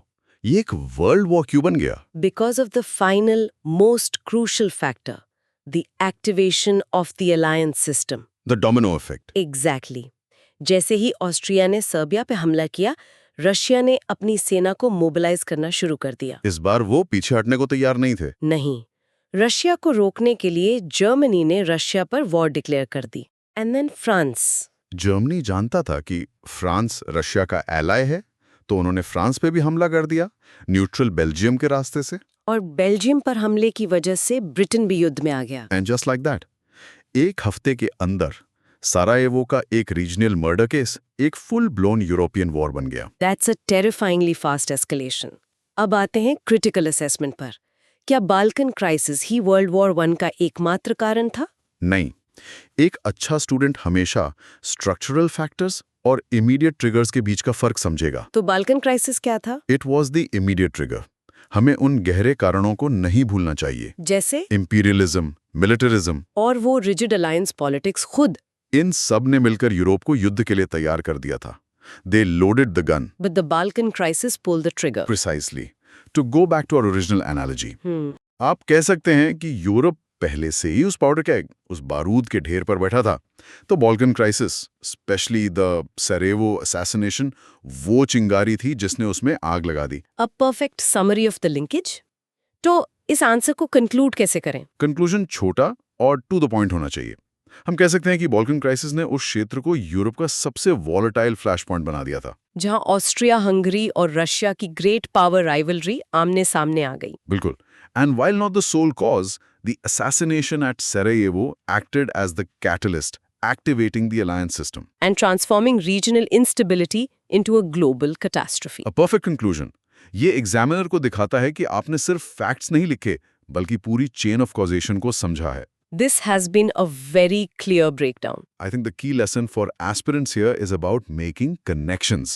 So students, इस आंसर में लिंकेज सबसे इंपॉर्टेंट है। Facts को लिस्ट नहीं करना है। नहीं, आपको चीजें जोड़कर दिखाना है कि कैसे एक छोटे से रीजन की प्रॉब्लम ने पूरी दुनिया को वॉर में धकेल दिया। How the decline of one empire led to a direct conflict between two other empires. And how that conflict through alliances dragged everyone else down. Exactly.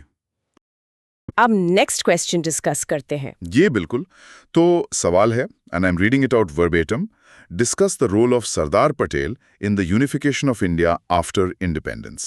Okay, और ये UPPCS GS1 मेंस 2023 का question है। Weightage है 8 marks. Right, 8 marks. तो सबसे पहले इसका directive समझना जरूरी है। यहाँ डायरेक्टिव है डिस्कस। डिस्कस। इसका मतलब है कि हमें एक ब्रीफ लेकिन एनालिटिकल अकाउंट देना है, सिर्फ फैक्ट्स लिस्ट नहीं करने, बिकॉज ये एक 8 मार्क का है। We have to be very precise. मतलब मेथड्स और स्पेसिफिक एग्जांपल्स पर फोकस करना है, लंबी कहानी नहीं। एग्जैक्टली, नो ओवर नरेशन, सीधे पॉइंट पे आना है। ठीक है, तो शुरू करने से पहले की कॉन्सेप्ट क्या है यहाँ पर? The key concept is the challenge of integration itself. सोचने वाली बात है, 562 प्रिंसली स्टेट्स थे। 562? That's a huge number, huge. और ये सिचुएशन बनी थी after the lapse of British paramountcy. जब अंग्रेज गए तो उन्होंने इन स्टेट्स को थियोरेटिकली इंडिपेंडेंट छोड़ दिया। ओके, तो यही सबसे बड़ी चैलेंज थी। नाउ इसके आंसर का स्ट्रक्चर कैसा होना चाहिए? स्ट्रक्चर सिंपल रखेंगे। फर्स्ट एक इंट्रो, जिसमें हम 1947 के फ्रैगमेंटेड पॉलिटिकल स्ट्रक्चर की बात करेंगे। ठीक है। फिर बॉडी, जिसमें हम सरदार पटेल की स्ट्रैटेजी के अलग अलग एस्पेक्ट्स कवर करेंगे, लीगल, डिप्लोमेटिक, मिलिट्री और एडमिनिस्ट्रेटिव। Right, 4 pillars. हाँ, और फाइनली कंक्लूजन में हम उनकी legacy as the iron man को हाईलाइट करेंगे। परफेक्ट। तो चलिए इंट्रोडक्शन से शुरू करते हैं। So we inherited a fragmented political landscape in 1947। Yes, इसे आसान भाषा में समझें तो ब्रिटिश रूल जाने के बाद इंडिया के सामने सबसे बड़ा खतरा बैल्कनाइजेशन का था। बैल्कनाइजेशन यानी टुकड़ों में बंटना। बिल्कुल, एक देश के कई छोटे छोटे ऑफन वॉरिंग स्टेट्स बन जाना, ये नेशनल यूनिटी के लिए एक एग्जिस्टेंशियल थ्रेट था। तो इस थ्रेट को काउंटर करने के लिए पटेल जी का पहला मूव क्या था? लीगल मैकेनिज्म की बात करते हैं। उनका पहला और सबसे इंपॉर्टेंट लीगल टूल था the instrument of accession. The instrument of accession. ये आप कह सकते हैं जीनियस लीगल मूव था। इस डॉक्यूमेंट में स्टेट्स को सिर्फ 3 सब्जेक्ट्स पर साइन ओवर करना था। राइट, वो थे defence, foreign affairs and communications. Exactly, बस ये 3। बाकी इंटरनल मैटर्स में उनकी ऑटोनॉमी बरकरार रखी गई। इससे उन्हें एक सेंस ऑफ सिक्योरिटी मिली होगी। ऑफ कोर्स, ये एक स्मार्ट लीगल मूव था ताकि ट्रांजिशन स्मूथ हो। इसकी वजह से ज्यादातर स्टेट्स ने बिना किसी कॉन्फ्लिक्ट के इंटीग्रेट कर लिया। It was a peaceful consolidation for the most part. लेकिन सब इतनी आसानी से नहीं माने होंगे। यहाँ पर उनकी डिप्लोमेसी का रोल आता है। हाँ, बिल्कुल। यहाँ पटेल जी की फेमस पॉलिसी आती है, iron hand in a velvet glove. Iron hand in a velvet glove, इसका मतलब क्या था? देखिए, वेलवेट ग्लव था उनका पर्सुएजन का तरीका। उन्होंने रूलर्स को डिग्निटी दी, उनके साथ पर्सनल मीटिंग्स की, उन्हें इंसेंटिव्स दिए। इंसेंटिव्स जैसे कि? Privy purses. Correct, privy purses offer किए गए। ये एक तरह का स्टेट फंडेड पेंशन था ताकि रूलर्स अपनी डिग्निटी मेंटेन कर सकें। ये था कैरेट। तो स्टिक क्या था? The iron hand. The iron hand was the implicit threat. उन्होंने राजाओं को इज्जत दी पर साथ ही सख्ती भी दिखाई। उन्हें ये क्लियर कर दिया गया कि अगर वो इंडिया ज्वाइन नहीं करते तो उनकी अपनी ही प्रजा उनके खिलाफ हो सकती है। और तब इंडियन गवर्नमेंट उन्हें सपोर्ट नहीं करेगी। एग्जैक्टली। उन्होंने रिलक्टेंट रूलर्स को समझाया कि एक अकेले छोटे स्टेट का कोई फ्यूचर नहीं है, स्पेशली जब वो एक पावरफुल इंडिया से घिरा हुआ हो। So it was a mix of respect and pressure. लेकिन फिर भी कुछ टफ केसेस तो थे। हाँ थे, mainly 2, Junagadh and Hyderabad. Let's talk about Junagadh first. वहां क्या इशू था? जूनागढ़ का नवाब मुस्लिम था, पॉपुलेशन मेजॉरिटी हिंदू थी और स्टेट की कोई बाउंड्री पाकिस्तान से नहीं लगती थी। फिर भी उसने पाकिस्तान ज्वाइन करने का ऐलान कर दिया। Okay, that's a problem. तो यहाँ पटेल ने फोर्स यूज करने से पहले डेमोक्रेटिक रास्ता अपनाया। वहां पर एक प्लेबिसाइट करवाया गया। प्लेबिसाइट यानी जनमत संग्रह। हाँ, लोगों से पूछा गया और ओवरवेलमिंग मेजॉरिटी ने इंडिया के फेवर में वोट किया। इससे जूनागढ़ का इंटीग्रेशन पीसफुली और डेमोक्रेटिकली हुआ। स्मार्ट। और हैदराबाद, वो तो काफी बड़ा और स्ट्रेटेजिक स्टेट था। Hyderabad was the toughest case. वहां निजाम ने इंडिपेंडेंट रहने का फैसला किया था और वहां राजाकार्स की वायलेंस बढ़ती जा रही थी। राइट। जब सारी डिप्लोमेटिक कोशिशें फेल हो गईं, तब फोर्स यूज करना जरूरी हो गया। To prevent internal instability, a police action was launched, जिसे हम ऑपरेशन पोलो के नाम से जानते हैं। जी, ऑपरेशन पोलो। ये एक स्विफ्ट 5-डे ऑपरेशन था जिसके बाद निजाम ने सरेंडर कर दिया। यहां मैसेज क्लियर था, जहां प्यार से बात नहीं बनी वहां फोर्स यूज करना जरूरी है फॉर नेशनल सिक्योरिटी। तो लीगल, डिप्लोमेटिक और मिलिट्री, 3 पिलर्स हो गए। जी, चौथा पिलर क्या था? चौथा और परहैप्स सबसे क्रूशल था, एडमिनिस्ट्रेटिव कंसोलिडेशन। सिर्फ साइन करवा लेना काफी नहीं था। मतलब इन स्टेट्स को एक्चुअली इंडियन एडमिनिस्ट्रेटिव फैब्रिक में इंटीग्रेट करना।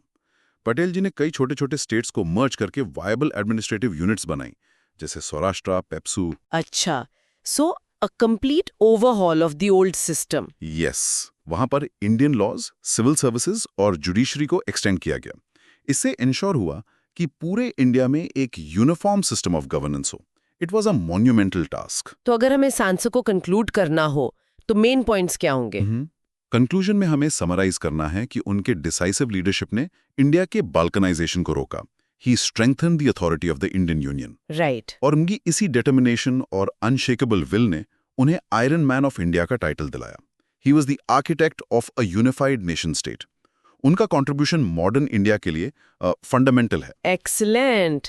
तो ये एक कंप्लीट आंसर स्ट्रक्चर हो गया। हाँ, so students, for this answer remember the mix of tact and strength.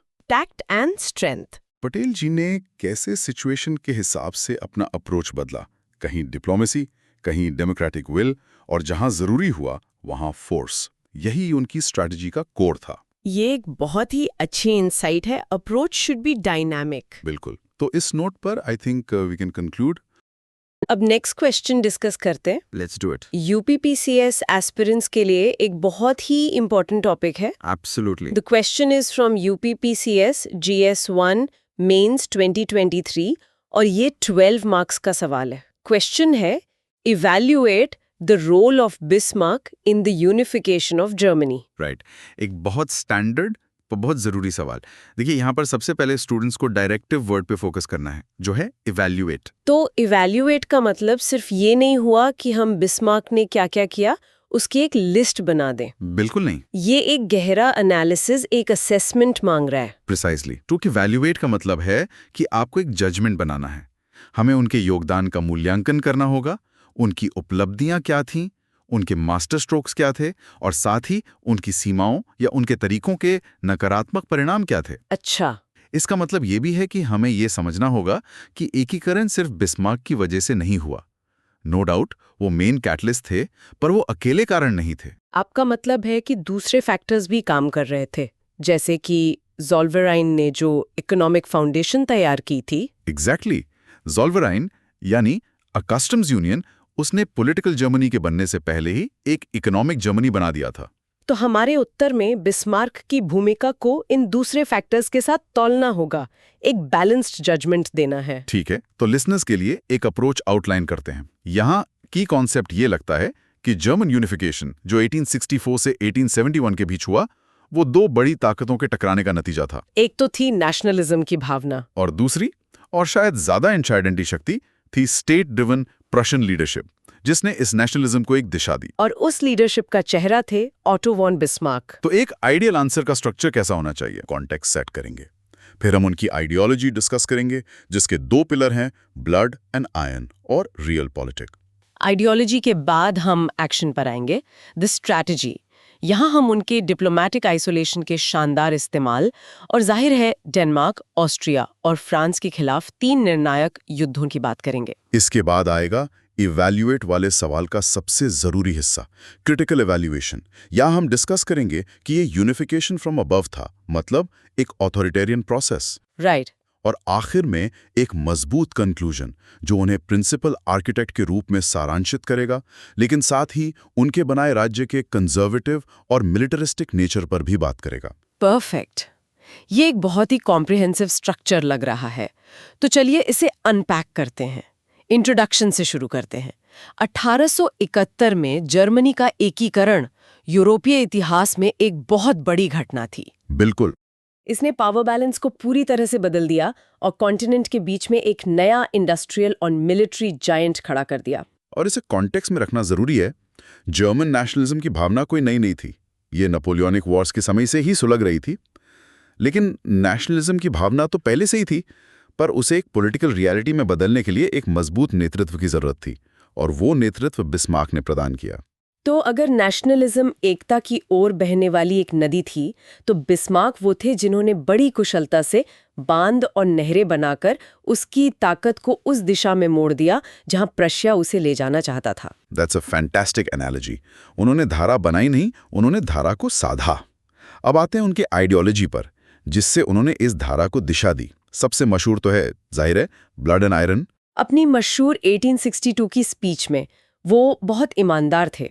उन्होंने संसद को साफ साफ कह दिया कि आपके ये उदारवादी तरीके, भाषण, बहस, बहुमत, ये सब एकीकरण जैसे काम के लिए बेकार हैं। उन्होंने साफ कहा कि great questions of the day भाषणों या संविधान से नहीं, बल्कि सैन्य शक्ति यानी सेना की ताकत से हल होंगे। ये लिबरल डेमोक्रेटिक रास्ते का सीधा सीधा रिजेक्शन था। हाँ, उनके लिए जर्मन यूनिटी वोटों से नहीं, बल्कि युद्ध से पूरा होने वाला एक प्रोजेक्ट था। और इस कठोर आइडियोलॉजी को लागू करने का तरीका था रियल पॉलिटिक्स। ये शब्द तो बिस्मार्क का पर्यायवाची ही बन गया है। यस, रियल पॉलिटिक्स मतलब अ पॉलिटिक्स ऑफ रियलिटी। ये प्रैक्टिकल पॉलिटिक्स थी, जहां नैतिकता या विचारधारा नहीं, बल्कि राज्य का हित और परिणाम मायने रखता था।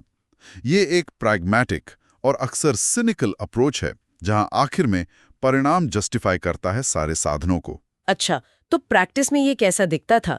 उन्होंने इसे लागू कैसे किया? इसका सबसे अच्छा उदाहरण है कि उन्होंने प्रशन संसद को कैसे संभाला। जब संसद ने सैन्य सुधारों के लिए बजट पास करने से मना कर दिया, तो क्या उन्होंने बातचीत की? नहीं। उन्होंने उन्हें बाईपास कर दिया? तो उन्होंने बस उन्हें बाईपास कर दिया। उन्होंने असंवैधानिक रूप से टैक्स वसूले और सेना को मजबूत करने में लग गए।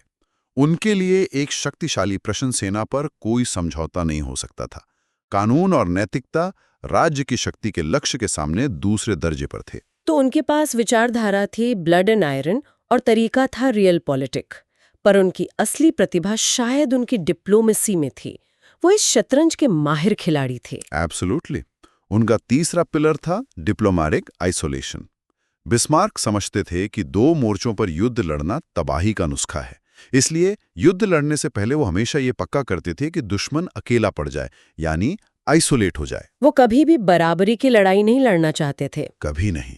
वो हमेशा चाहते थे कि पड़धा उनकी तरफ झुका रहे। क्या आप इस रणनीति का कोई उदाहरण दे सकते हैं? Of course. ऑस्ट्रिया से भिड़ने से पहले उन्होंने ये पक्का किया कि रूस न्यूट्रल रहेगा। उन्होंने क्राइमियन वॉर से रूस की नाराजगी का फायदा उठाया। उन्होंने ब्रिटेन के स्प्लेंडेड आइसोलेशन की पॉलिसी का फायदा उठाकर और फ्रांस के शक्तिशाली होने का डर दिखाकर उन्हें भी हस्तक्षेप न करने के लिए मना लिया। अच्छा। इसी तरह जब फ्रांस से लड़ने की बारी आई, तब तक वो रूस और ऑस्ट्रिया की न्यूट्रलिटी पक्की कर चुके थे। तो जब प्रशिया युद्ध में गया तो उसने अपने दुश्मन का अकेले सामना किया। ये तो कमाल की दूरदर्शिता है। मतलब वो 3 चाल आगे की सोचकर अपनी बिसात बिछा रहे थे। ये हमें उनके प्लान के एग्जीक्यूशन पे लाता है। एकीकरण के 3 युद्ध। ये किसी 3 अंकीय नाटक जैसा लगता है। A very apt description. Act 1 था 1864 का डेनिश वॉर। ये एक शानदार शुरुआत थी। उन्होंने ऑस्ट्रिया के साथ गठबंधन किया, उसी प्रतिद्वंदी के साथ जिसे वो अंत में बाहर करना चाहते थे, ताकि श्लेज्विग और हॉल्स्टीन के इलाकों पर डेनमार्क से लड़ा जा सके। तो उन्होंने अपने भविष्य के दुश्मन को एक अस्थायी दोस्त की तरह इस्तेमाल किया। एग्जैक्टली। रशिया और ऑस्ट्रिया आसानी से जीत गए, पर असली लक्ष्य सिर्फ वो इलाके नहीं थे। असली लक्ष्य था इन नए जीते हुए इलाकों के प्रशासन को लेकर ऑस्ट्रिया के साथ एक विवाद पैदा करना। वो अगले युद्ध के बीज बो रहे थे, जो हमें एक्ट 2 पर लाता है, 1866 का ऑस्ट्रो प्रशियन वॉर। ये निर्णायक क्षण था, है ना? ये एक राजनीतिक भूकंप था। प्रशिया की आधुनिक सेना, जिसे बिस्मार्क ने अवैध रूप से फंड किया था, अविश्वसनीय रूप से कुशल थी। उसने सिर्फ 7 हफ्तों में ऑस्ट्रिया को कुचल दिया, जिसका अंत बैटल ऑफ साडोवा में हुआ। और परिणाम? नतीजा क्रांतिकारी था। बिस्मार्क ने ऑस्ट्रिया को जर्मन मामलों से हमेशा के लिए बाहर कर दिया। फिर उन्होंने नॉर्थ जर्मन कॉन्फेडरेशन बनाया जो पूरी तरह से प्रशियन डोमिनेंस के तहत था। और जीत में भी वो फिर से अविश्वसनीय रूप से प्रैग्मेटिक थे। उन्होंने राजा की वियना पर चढ़ाई करने और ऑस्ट्रिया को अपमानित करने की इच्छा का विरोध किया। उन्होंने बहुत नरम शांति शर्तें रखीं। Pure real politics in action, कोई भावना नहीं, सिर्फ गणना। बिस्मार्क जानते थे कि उन्हें भविष्य में अपने अंतिम लक्ष्य फ्रांस के खिलाफ ऑस्ट्रिया की जरूरत एक न्यूट्रल पार्टी या शायद एक सहयोगी के रूप में पड़ सकती है। अब सिर्फ दक्षिणी जर्मन राज्य उनके नए परिसंघ से बाहर थे। वो कैथोलिक थे, ज्यादा उदार थे और प्रोटेस्टेंट सत्तावादी प्रशा पर शक करते थे। हाँ, तो उन्हें साथ कैसे लाया गया? उन्हें एक कॉमन दुश्मन की जरूरत थी जो उन सभी को राष्ट्रवादी उत्साह की लहर में एकजुट कर दे, और वो दुश्मन था फ्रांस। प्रिसाइजली। और ये एक्ट 3 के लिए मंच तैयार करता है, 1870-71 का फ्रैंको प्रशियन वॉर। और यहीं पर हम बिस्मार्क की जोड़-तोड़ की प्रतिभा को उसके चरम पर देखते हैं, कुख्यात एम्स टेलीग्राम के साथ। ये एम्स टेलीग्राम की कहानी तो लेजेंडरी है। उन्होंने मूल रूप से एक डिप्लोमेटिक संदेश को एडिट कर दिया ताकि ऐसा लगे कि प्रशियन राजा और फ्रेंच राजदूत ने एक दूसरे का अपमान किया है। बस प्योर पॉलिटिकल सैबोटाज। उन्होंने एक बिल्कुल विनम्र डिप्लोमेटिक केबल लिया और अपनी कलम के कुछ स्ट्रोक्स से उसे एक टिक टिक करते टाइम बॉम्ब में बदल दिया। उन्होंने इस संपादित भड़काऊ वर्जन को प्रकाशित किया, ये जानते हुए कि इससे पेरिस और बर्लिन दोनों में गुस्सा भड़केगा। उन्होंने मूल रूप से युद्ध का एक कारण गढ़ लिया। और फ्रांसीसियों ने ये महसूस करते हुए कि उनके राष्ट्रीय सम्मान पर हमला हुआ है, सीधे उनके जाल में फंस गए। हाँ, उन्होंने युद्ध की घोषणा कर दी जिससे वो हमलावर दिखे। बिल्कुल यही योजना थी। दक्षिणी जर्मन राज्यों ने फ्रांस को हमलावर के रूप में देखकर जर्मन राष्ट्रवाद की लहर में बहकर तुरंत प्रशा के साथ गठबंधन कर लिया। संयुक्त जर्मन सेनाओं ने फ्रांसीसियों को रौंद दिया। जीत तेज और संपूर्ण थी। और इस जीत ने भव्य समापन का रास्ता बनाया। 18 जनवरी 1871 को जर्मन साम्राज्य की घोषणा, और जो जगह उन्होंने चुनी वो एक अल्टीमेट पावर मूव था, पैलेस ऑफ वर्साइल्स का हॉल ऑफ मिरर्स। फ्रांसीसी शक्ति और महिमा का प्रतीक। वहां ऐसा करना फ्रांस के लिए एक सोचा समझा अपमान था और यूरोप में एक नई शक्ति के आगमन का एक शक्तिशाली बयान भी। तो ये थी बिस्मार्क की रणनीति और निष्पादन की उत्कृष्ट कृति।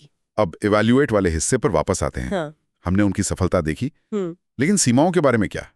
सबसे बड़ी आलोचना यह है कि ये यूनिफिकेशन फ्रॉम अबव था। करेक्ट। ये एकीकरण आम लोगों की भागीदारी या लिबरल डेमोक्रेटिक आकांक्षाओं से नहीं हुआ। यह एक ऑथोरिटेरियन स्टेट प्रशा ने अपनी सैन्य और ब्यूरोक्रेटिक शक्ति के जोर पर ऊपर से थोपा था। इसने जर्मनी में लोकतंत्र के विकास को बहुत कमजोर कर दिया और सैन्यवाद यानी मिलिटरिज्म को बढ़ावा दिया। ये विचार कि सैन्य शक्ति और सत्ता सर्वोच्च है नई जर्मन राजनीतिक संस्कृति में गहराई से समा गया, और इसके 20वीं सदी में बहुत बुरे परिणाम हुए। जर्मन संसद राइक्सटाग बनाई तो गई थी, लेकिन वो ज्यादातर शक्तिहीन थी। असली शक्ति सम्राट और चांसलर के हाथ में थी। बिल्कुल। और हमें दूसरे कारकों को भी स्वीकार करना चाहिए। ज़ोल्फराइन द्वारा बनाई गई आर्थिक एकता ने पहले ही रास्ता बना दिया था, व्यापार बाधाओं को हटाकर और एक आम आर्थिक पहचान को बढ़ावा देकर। प्रशा की अपनी औद्योगिक ताकत ने बिस्मार्क को वो उपकरण दिए जिनकी उन्हें जरूरत थी। वो वास्तुकार थे, लेकिन उनके पास बनाने के लिए मजबूत सामग्री थी। तो इन सब को समेटते हुए हम बिस्मार्क की भूमिका का मूल्यांकन कैसे समाप्त करें? निष्कर्ष संतुलित होना चाहिए। ऑटो वॉन बिस्मार्क बिना किसी शक के जर्मन एकीकरण के चीफ आर्किटेक्ट थे। उनका डिप्लोमैटिक स्किल शानदार था, उनकी राजनीतिक इच्छाशक्ति लोहे की थी, और रियल पॉलिटिक और युद्ध के अपने सोचे समझे उपयोग के माध्यम से उन्होंने एक सपने को हकीकत में बदल दिया। लेकिन एक महत्वपूर्ण लेकिन है जिसे हमें एड्रेस करना होगा। एग्जैक्टली। हाउएवर, जो जर्मनी उन्होंने बनाया वो उनके अपने अक्स में घड़ा गया था, सत्तावादी, रूढ़िवादी और सैन्यवादी। ये एक ऐसा एकीकरण था जिसने लोगों के अधिकारों पर राज्य की शक्ति को प्राथमिकता दी। उन्होंने जर्मनी को यूनिफाई तो किया, पर यह एक कंजर्वेटिव और मिलिटरिस्ट लाइंस पर किया गया यूनिफिकेशन था, जिसके दूरगामी परिणाम काफी जटिल हुए। एक शक्तिशाली लेकिन बहुत ही जटिल विरासत ये सोचने पर मजबूर करता है, क्या जर्मनी को एक अलग, अधिक उदार तरीके से एकीकृत किया जा सकता था, या बिस्मार्क का रास्ता ही उस समय एकमात्र संभव रास्ता था? ये इतिहास का एक बड़ा सवाल है और ये हमारे लिसनर्स के लिए सोचने वाली बात है। सो स्टूडेंट्स, बिस्मार्क का रोल इवैल्यूएट करते वक्त उनकी स्किल और उनकी लेगेसी दोनों को वे करना ज़रूरी है। हमें ये एनालाइज करना होगा कि उन्होंने क्या हासिल किया और किस कीमत पर। सही बात है। एक स्टेट्समैन के रूप में उनकी प्रतिभा निर्विवाद है, लेकिन उन्होंने जिस राज्य का निर्माण किया उसके स्वभाव का भविष्य के लिए गहरा प्रभाव पड़ा। इस तरह के बैलेंस्ड एनालिसिस से ही आप मेंस में एक इफेक्टिव और हाई स्कोरिंग आंसर लिख पाएंगे। अब नेक्स्ट क्वेश्चन डिस्कस करते हैं। डेफिनेटली। चलिए GS1 का एक बहुत ही फाउंडेशनल टॉपिक उठाते हैं। The question is from UPPCS GS1 mains 2024 और ये 8 मार्क्स के लिए है। क्वेश्चन है, give an account of the challenges faced by India immediately after independence. A classic question और बहुत इंपॉर्टेंट भी। देखिए, सबसे पहला स्टेप हमेशा की तरह डायरेक्टिव को डिकोड करना है। यहाँ पर की फ्रेज है गिव एन अकाउंट। राइट। ये क्रिटिकली एनालाइज या इवैल्यूएट नहीं है, है ना? एग्जैक्टली। गिव एन अकाउंट का मतलब है कि आपको बस एक क्लियर, सिस्टमैटिक और फैक्चुअल नरेशन देनी है। हाँ, कोई पर्सनल जजमेंट या कोई बहुत डीप क्रिटिसिज्म नहीं मांगा जा रहा है। एग्जामिनर बस ये देखना चाहता है कि आप एक कॉम्प्रिहेंसिव पिक्चर प्रेजेंट कर सकते हैं या नहीं। बिल्कुल सही। तो फोकस इस पर होना चाहिए कि हम चैलेंजेस के नेचर, स्केल एंड इम्पैक्ट को डिस्क्राइब करें। ठीक है, मतलब चुनौतियां क्या थीं, उनका आकार कितना बड़ा था और उनका असर क्या हुआ। ये एक डिस्क्रिप्टिव टास्क है, एनालिटिकल नहीं, बस एक साफ सुथरा विवरण देना है। तो डायरेक्टिव क्लियर है। अब अप्रोच पर आते हैं। ऐसे आंसर का की कॉन्सेप्ट क्या होना चाहिए एक स्ट्रॉन्ग फाउंडेशन के लिए? आई थिंक सबसे अच्छा तरीका है कि पूरे आंसर को 3 इंटरकनेक्टेड क्राइसिस के अराउंड फ्रेम किया जाए। देखिए, इंडिया की इंडिपेंडेंस सिर्फ एक सेलिब्रेशन नहीं थी। नहीं थी, बिल्कुल नहीं। ये पैदा हुई थी amidst the immense trauma of partition, the existential threat of political fragmentation और एक गहरी legacy of economic backwardness। ये एक बहुत ही पावरफुल फ्रेमवर्क है। तो ये 3 पिलर्स हैं जिनके अराउंड हमारा पूरा आंसर बिल्ड होगा। हाँ, इससे आंसर को शुरुआत से ही एक लॉजिकल फ्लो मिल जाता है। तो फिर चलिए पूरा स्ट्रक्चर आउटलाइन कर लेते हैं ताकि स्टूडेंट्स के लिए आसानी हो। ऑफ कोर्स, एक अच्छा स्ट्रक्चर आधी लड़ाई जीतने जैसा है। हाँ। हम आंसर को ऐसे स्ट्रक्चर कर सकते हैं। ओके। सबसे पहले एक क्रिस्प इंट्रोडक्शन।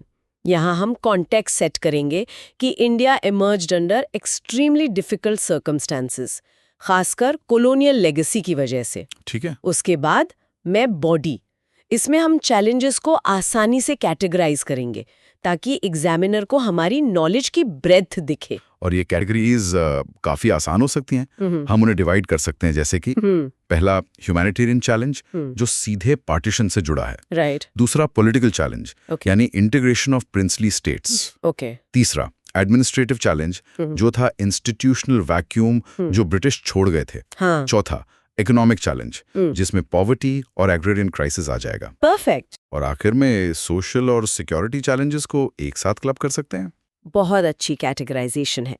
ये मल्टी डायमेंशनल अप्रोच ये इंश्योर करेगा कि कोई इंपॉर्टेंट पॉइंट मिस ना हो। और फिर आखिर में एक फॉरवर्ड लुकिंग कंक्लूजन। कंक्लूजन पे क्या हाईलाइट करें?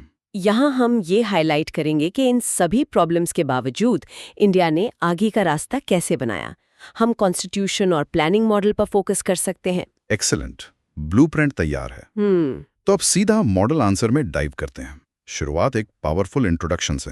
बिल्कुल, इंट्रोडक्शन को एग्जामिनर का अटेंशन तुरंत ग्रैब करना चाहिए। उसमें सिचुएशन की ग्रेविटी बस कुछ लाइंस में आ जानी चाहिए। ठीक है, तो हम शुरू कर सकते हैं ये कहकर कि 15 अगस्त 1947 को इंडिया एक सॉवरन नेशन के रूप में उभरा, लेकिन it did so under extremely difficult circumstances.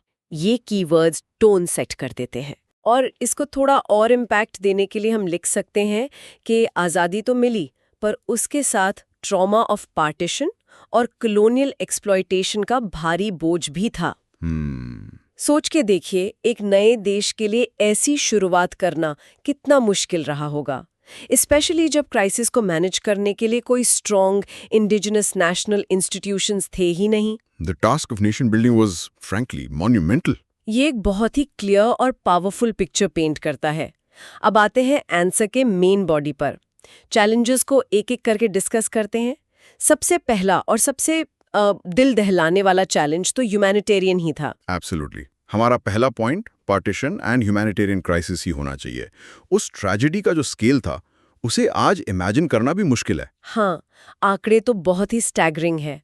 हम बात कर रहे हैं एन एस्टिमेटेड 14-15 मिलियन पीपल के डिस्प्लेसमेंट की। इतना बड़ा नंबर! उस वक्त ये शायद ह्यूमन हिस्ट्री का सबसे बड़ा, सबसे अचानक और सबसे वायलेंट क्रॉस बॉर्डर माइग्रेशन था। और इसके साथ जो कम्युनल वायलेंस हुआ उसमें लगभग 10 लाख लोगों की जान गई। ये सिर्फ आंकड़े नहीं है, इसका इम्पैक्ट समझना जरूरी है। ये सिर्फ बॉर्डर्स का डिवीजन नहीं था, it was a massive human tragedy. Right. ये सिर्फ एक मैप पर लकीर खींचने जैसा नहीं था। ये एक ऐसी आग थी जिसमें परिवार टूट गए, सदियों से साथ रह रहे समुदाय एक दूसरे के दुश्मन बन गए। इसलिए आज़ाद भारत की सरकार के लिए सबसे बड़ा इमीडिएट टास्क था रिहैबिलिटेशन ऑफ रेफ्यूजीज। और ये कितना बड़ा काम रहा होगा उनके लिए, रेफ्यूजी कैंप्स बनाना, खाना और दवाइयों का इंतजाम करना और फिर उन्हें आगे की जिंदगी के लिए बसाना। और वो भी तब जब सरकार के पास खुद रिसोर्सेस की भारी कमी थी। एग्जैक्टली। और जब सरकार इस मानवीय संकट से जूझ रही थी, ठीक उसी वक्त एक और खतरा भारत के नक्शे को ही मिटाने के लिए तैयार था। और ये हमें हमारे दूसरे पॉइंट पर लाता है, political integration. The integration of princely states. ये एक पोटेंशियल नाइटमेयर सिनेरियो था और इस प्रॉब्लम की जड़ थी इंडियन इंडिपेंडेंस एक्ट ऑफ 1947 का एक क्लॉज जिससे लैप्स ऑफ ब्रिटिश पैरामाउंटेंसी हुआ। चलिए इसको थोड़ा आसान करते हैं। लैप्स ऑफ ब्रिटिश पैरामाउंटेंसी का सीधा मतलब था कि ब्रिटिश क्राउन की जो सर्वोच्च सत्ता इन 562 रियासतों पर थी वो खत्म हो गई। अच्छा। सडनली ये स्टेट्स टेक्निकली इंडिपेंडेंट हो गए। उन्हें 3 ऑप्शन दिए गए, जॉइन इंडिया, जॉइन पाकिस्तान या फिर इंडिपेंडेंट रहो। तो इसका मतलब ये हुआ कि अंग्रेजों ने जाते जाते एक तरह से 562 पोटेंशियल टाइम बॉम्ब्स छोड़ दिए थे कि अब आप सब आजाद हैं, जो मर्जी कीजिए। उनके लिए तो एक बिखरा हुआ देश ही बेहतर था। हाँ, कह सकते हैं। रिस्क बहुत बड़ा था। इमेजिन कीजिए भारत का एक ऐसा मैप जो एक स्विस चीज जैसा दिखता हो, जिसमें सैकड़ों इंडिपेंडेंट देश हों। पूरी टेरिटोरियल यूनिटी ही खतरे में थी। बिल्कुल। इसी को रोकने के लिए सरदार पटेल और वीपी मेनन ने डिप्लोमैटिक स्किल्स, पर्सुएजन और जहां जरूरत पड़ी वहां फर्म एक्शन का इस्तेमाल किया। जूनागढ़, हैदराबाद और कश्मीर के डिफिकल्ट केसेस बताते हैं कि ये चैलेंज कितना कॉम्प्लेक्स था। तो एक तरफ लाखों लोगों की जिंदगी बचाने की चुनौती, दूसरी तरफ देश को जोड़ने की, और इन दोनों के ऊपर एक तीसरी समस्या, एडमिनिस्ट्रेटिव कोलैप्स। हमारा third point, the administrative and institutional vacuum. Yes, एक देश को चलाने के लिए एक फंक्शनल ब्यूरोक्रेसी, एक जुडिशरी, पुलिस फोर्स, इन सब की जरूरत होती है। जरूर। ब्रिटिश विड्रॉल ने एक मैसिव लीडरशिप और एक्सपीरियंस गैप क्रिएट कर दिया। बहुत से सीनियर ब्रिटिश ऑफिसर्स चले गए और जो इंडियन सिविल सर्वेंट्स थे वो पार्टीशन के कियोस्क को मैनेज करने में ही पूरी तरह से स्ट्रेच हो चुके थे। इस एडमिनिस्ट्रेटिव वैक्यूम का कोई कॉन्क्रीट एग्जाम्पल दे सकते हैं? एक बहुत अच्छा एग्जाम्पल है डिवीजन ऑफ एसेट्स। ये सिर्फ जमीन का बंटवारा नहीं था, इंडिया और पाकिस्तान को सब कुछ बांटना था। सरकारी फाइल्स से लेकर लाइब्रेरी की किताबों तक, रेलवे कैरेजेस से लेकर सेंट्रल ट्रेजरी के पैसे तक। Oh wow! ये एक बहुत ही कॉम्प्लेक्स और झगड़े वाला प्रोसेस था। इसे हैंडल करने के लिए एक अनुभवी एडमिनिस्ट्रेटिव मशीनरी चाहिए थी जो उस वक्त अस्तित्व में ही नहीं थी।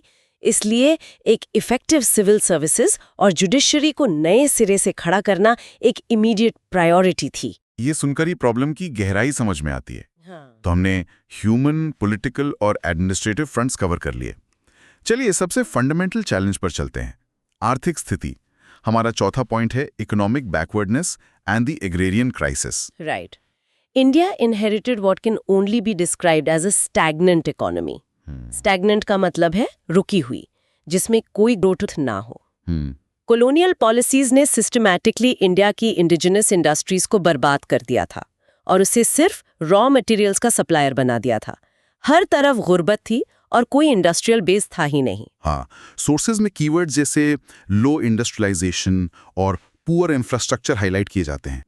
जो थोड़ा बहुत इंफ्रास्ट्रक्चर था भी, जैसे रेलवेज, वो प्राइमरली ब्रिटिश कॉलोनियल इंटरेस्ट्स के लिए बनाया गया था। सही बात है। न कि इंडिया के अलग अलग हिस्सों को आपस में जोड़ने के लिए। बिल्कुल। और इसके साथ ही एक गहरा अग्रेरियन क्राइसिस भी था। एग्रीकल्चर, जिस पर देश की 80% से ज्यादा आबादी निर्भर थी, उसकी हालत बहुत खराब थी।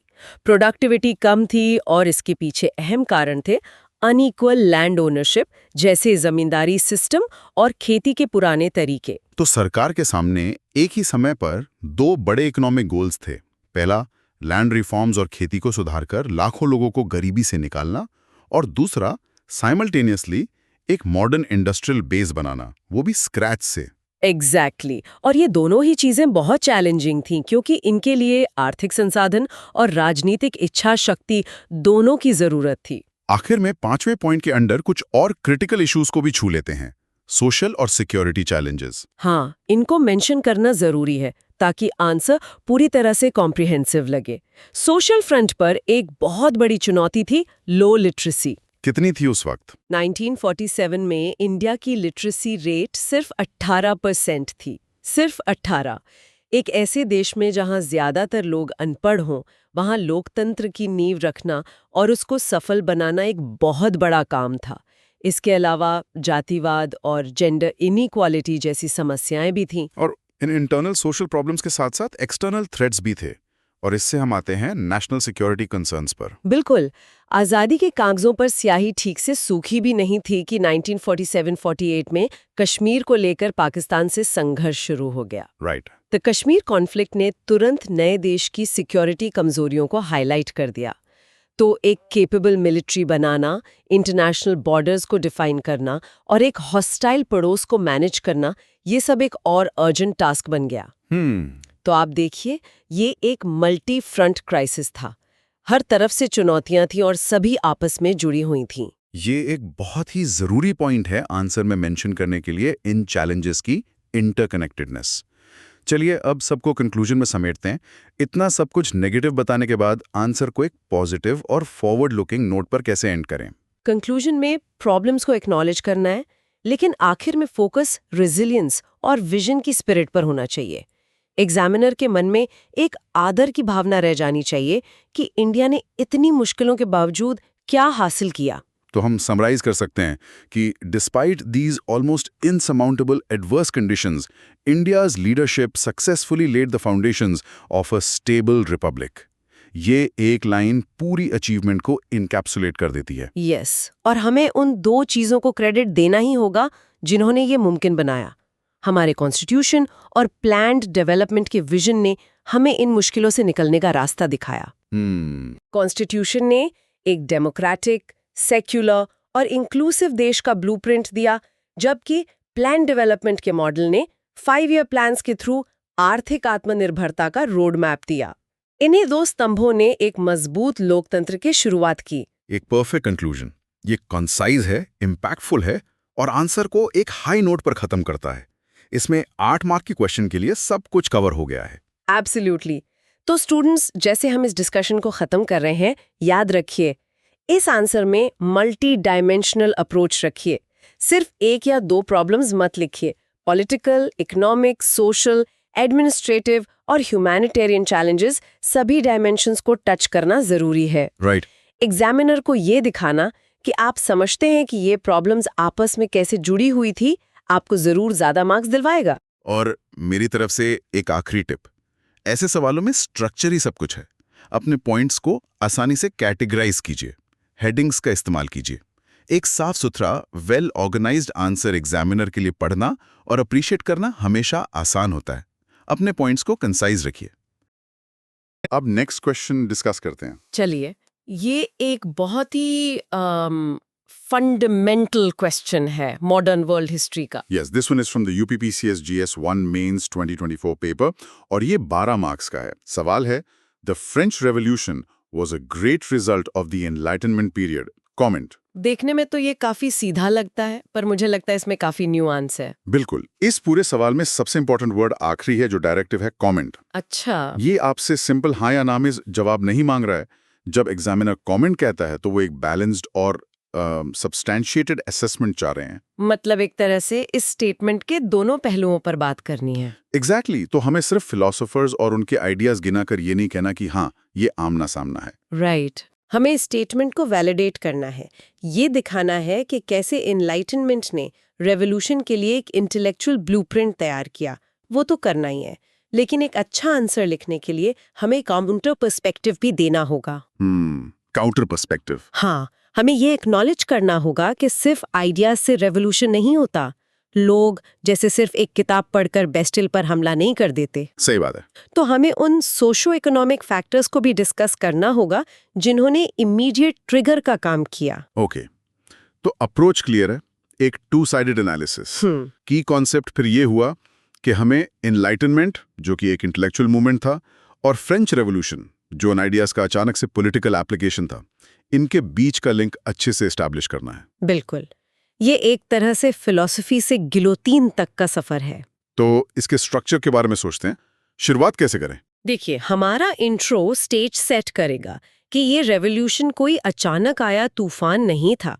ये 18वीं सदी के इंटेलेक्चुअल फर्मेंट में इसकी जड़ें थीं। ओके, फिर बॉडी में आएंगे। वहां हम पहले स्टेटमेंट के फेवर में आर्ग्यूमेंट्स देंगे, जो की थिंकर्स हैं, लॉक, रूसो, मॉन्टेस्क्यू, वोल्टेयर, उनके स्पेसिफिक आइडियाज। सही, इसे हम intellectual architecture of the revolution कह सकते हैं, और उसके ठीक बाद हम उसका मैनिफेस्टेशन दिखाएंगे। मैनिफेस्टेशन से आपका मतलब?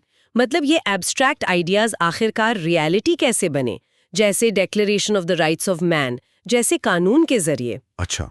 फिर आएगा पिवट, जरूरी बट फैक्टर, जहां हम लिमिटेशंस डिस्कस करेंगे। यहां पर हम इकोनॉमिक क्राइसिस, फिस्कल क्राइसिस और सबसे जरूरी हंगर की बात करेंगे। बिल्कुल, और आखिर में एक अच्छा सा कंक्लूजन जो दोनों साइड्स को जोड़ दे कि एनलाइटनमेंट ने नींव रखी जबकि इकोनॉमिक क्राइसिस ने चिंगारी का काम किया।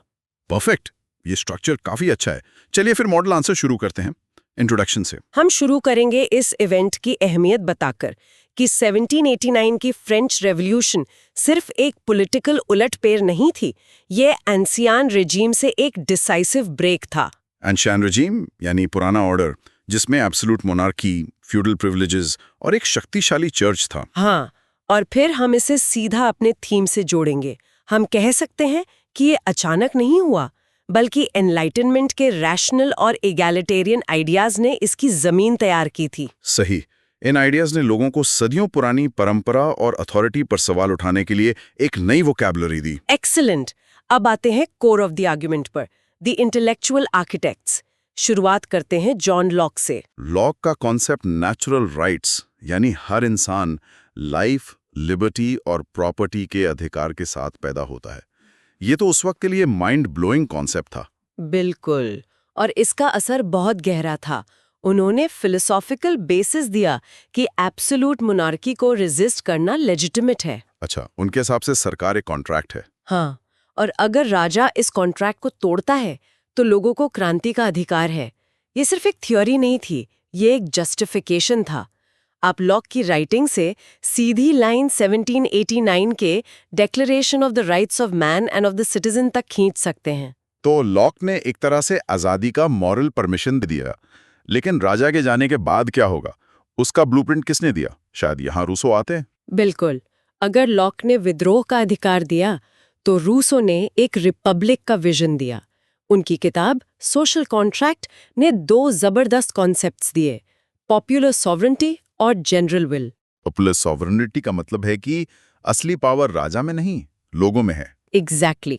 रूसो ने सिखाया कि सॉवरेनिटी राजा में नहीं बल्कि पीपल में रिसाइड करती है। इस एक आइडिया ने डिवाइन राइट ऑफ किंग्स की थ्योरी को पूरी तरह से खत्म कर दिया। और जनरल विल? वो थोड़ा कॉम्प्लेक्स है, पर इसका आसान मतलब है कि सरकार को कुछ खास लोगों के फायदे के लिए नहीं बल्कि सबके भले के लिए काम करना चाहिए। ये फ्रेंच रिपब्लिक के लिए एक रैलिंग क्राई बन गया। लेकिन इस जनरल विल का एक डार्क साइड भी तो था, है ना, जिसे बाद में रेन ऑफ टेरर के दौरान इस्तेमाल किया गया। बहुत अच्छा पॉइंट, और आप बिल्कुल सही हैं। ये दिखाता है कि कैसे आइडियलिस्ट फिलॉसफी भी रेवोल्यूशन की आग में करप्ट हो सकती है। अब अगर रूसो ने पावर का नया सोर्स डिजाइन किया तो मॉन्टेस्क्यू ने उस मशीन को सेफ चलाने का तरीका बताया। आप उनकी सेपरेशन ऑफ पावर्स थ्योरी की बात करें। जी हाँ, कि लेजिस्लेटिव, एग्जीक्यूटिव और जुडिशियल पावर्स अलग अलग हाथों में होनी चाहिए। उन्होंने एब्सोल्यूटिज्म को चैलेंज किया एक सिंपल प्रिंसिपल से, पावर शुड चेक पावर। ये तो सीधा फ्रेंच सिस्टम पर हमला था, जहां सारी पावर राजा के पास थी। बिल्कुल, उनके आइडियाज ने रेवोल्यूशन के शुरुआती मॉडरेट फेज को काफी प्रभावित किया। अब एक आखिरी पिलर था एंशियन रेजिम का, चर्च। और यहाँ आते हैं वोल्टेयर। वोल्टेयर, वो तो एक मास्टर प्रोवोकेटर थे। सही कहा, वो रीजन और टॉलरेंस के चैंपियन थे। उन्होंने चर्च के भ्रष्टाचार और उसके जबरदस्त क्लेरिकल प्रिविलेज पर तीखे हमले किए। उन्होंने फ्रीडम ऑफ थॉट को बढ़ावा दिया। तो उनका रोल था ओल्ड रिजीम की मॉरल अथॉरिटी को खत्म करना। Perfectly put. उन्होंने चर्च की इरैशनैलिटी को एक्सपोज करके मोनार्की के एक जरूरी साइकोलॉजिकल सपोर्ट को कमजोर कर दिया। क्या था? यहाँ हम थ्योरी को प्रैक्टिस से जोड़ते हैं। रेवोल्यूशनरी असेंबलीज ने इन आइडियाज को कानून में बदलना शुरू किया। सबसे पहले तो एबलिशन ऑफ फ्यूडल प्रिविलेजेस। ये सीधा इगैलिटेरियन आइडियल्स का एप्लीकेशन था। और दूसरा, इक्वालिटी बिफोर लॉ। ये कॉन्सेप्ट कि कानून एक ड्यूक और एक बेकर दोनों पर बराबर लागू होगा, ये भी एनलाइटनमेंट से ही आया। बिल्कुल। और तीसरा, स्टेट का सेक्युलराइजेशन। चर्च की जमीन जब्त करना, क्लर्जी को स्टेट कंट्रोल में लाना, ये सब वोल्टेयर की प्लेबुक से था। ये तो स्टेटमेंट के लिए बहुत ही स्ट्रॉन्ग केस है। ऐसा लगता है कि आखिरकार सारा काम फिलोसोफर्स ने ही किया। लेकिन अब थोड़ा दूसरी तरफ से सोचते हैं। सही। एक इंसान फिलॉसफी खा तो नहीं सकता। पेरिस की सड़कों पर लोग मॉन्टेस्क्यू का नाम ले रहे थे या रोटी मांग रहे थे? स्टेट के एलीट्स रूसों पर बहस कर रहे थे, तब आम जनता जीने के लिए संघर्ष कर रही थी। हम इकोनॉमिक डिस्ट्रेस और फूड शॉर्टेजेस को इग्नोर नहीं कर सकते। उस वक्त फ्रांस की इकोनॉमी की क्या हालत थी? एकदम खस्ता। फ्रांस एक फिस्कल क्राइसिस की वजह से बैंक्रप्सी की कगार पर था। इसका कारण था मोनार्की के बेमतलब खर्चे और आयरॉनिकली अमेरिकन रेवोल्यूशन को सपोर्ट करने का खर्चा। और सरकार ने टैक्स उन लोगों पर लगाया जो उसे अफोर्ड ही नहीं कर सकते थे। एग्जैक्टली। फर्स्ट और सेकंड एस्टेट्स, क्लर्जी और नोबिलिटी टैक्स से आजाद थे। सारा बोझ थर्ड एस्टेट पर था, उस पर से राइजिंग प्राइसेस।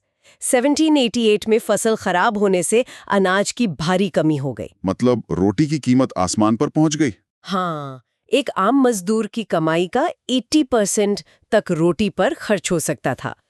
तो भूख, हंगर एक एब्स्ट्रैक्ट कॉन्सेप्ट नहीं था। ये एक पावरफुल, इमीडिएट और रेवोल्यूशनरी फोर्स थी। तो एनलाइटनमेंट ने लोगों को एक अलग भविष्य इमेजिन करने का फ्रेमवर्क दिया, लेकिन आर्थिक तंगी ने उन्हें तुरंत एक्शन लेने पर मजबूर कर दिया। बिल्कुल। इकोनॉमिक क्राइसिस वो कैटलिस्ट था जिसने इंटेलेक्चुअल असंतोष को एक जन आंदोलन में बदल दिया।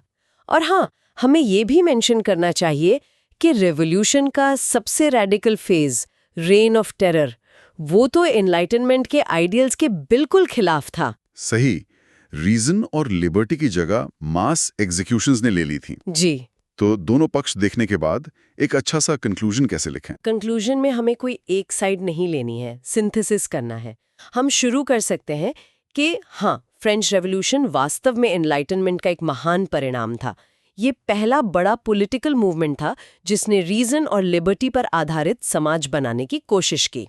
और फिर बैलेंसिंग फैक्टर ऐड करेंगे कि एनलाइटनमेंट ने रेवोल्यूशन का आइडियोलॉजिकल सॉफ्टवेयर दिया, विजन, लैंग्वेज, जस्टिफिकेशन, लेकिन सिवियर इकोनॉमिक क्राइसिस ने इमीडिएट स्पार्क का काम किया। बहुत अच्छी एनालॉजी है। हम आखिरी सेंटेंस इस तरह से बना सकते हैं, एनलाइटनमेंट ने आइडियोलॉजिकल फाउंडेशन, नींव दी, जबकि इकोनॉमिक क्राइसिस ने इमीडिएट स्पार्क, चिंगारी दिया।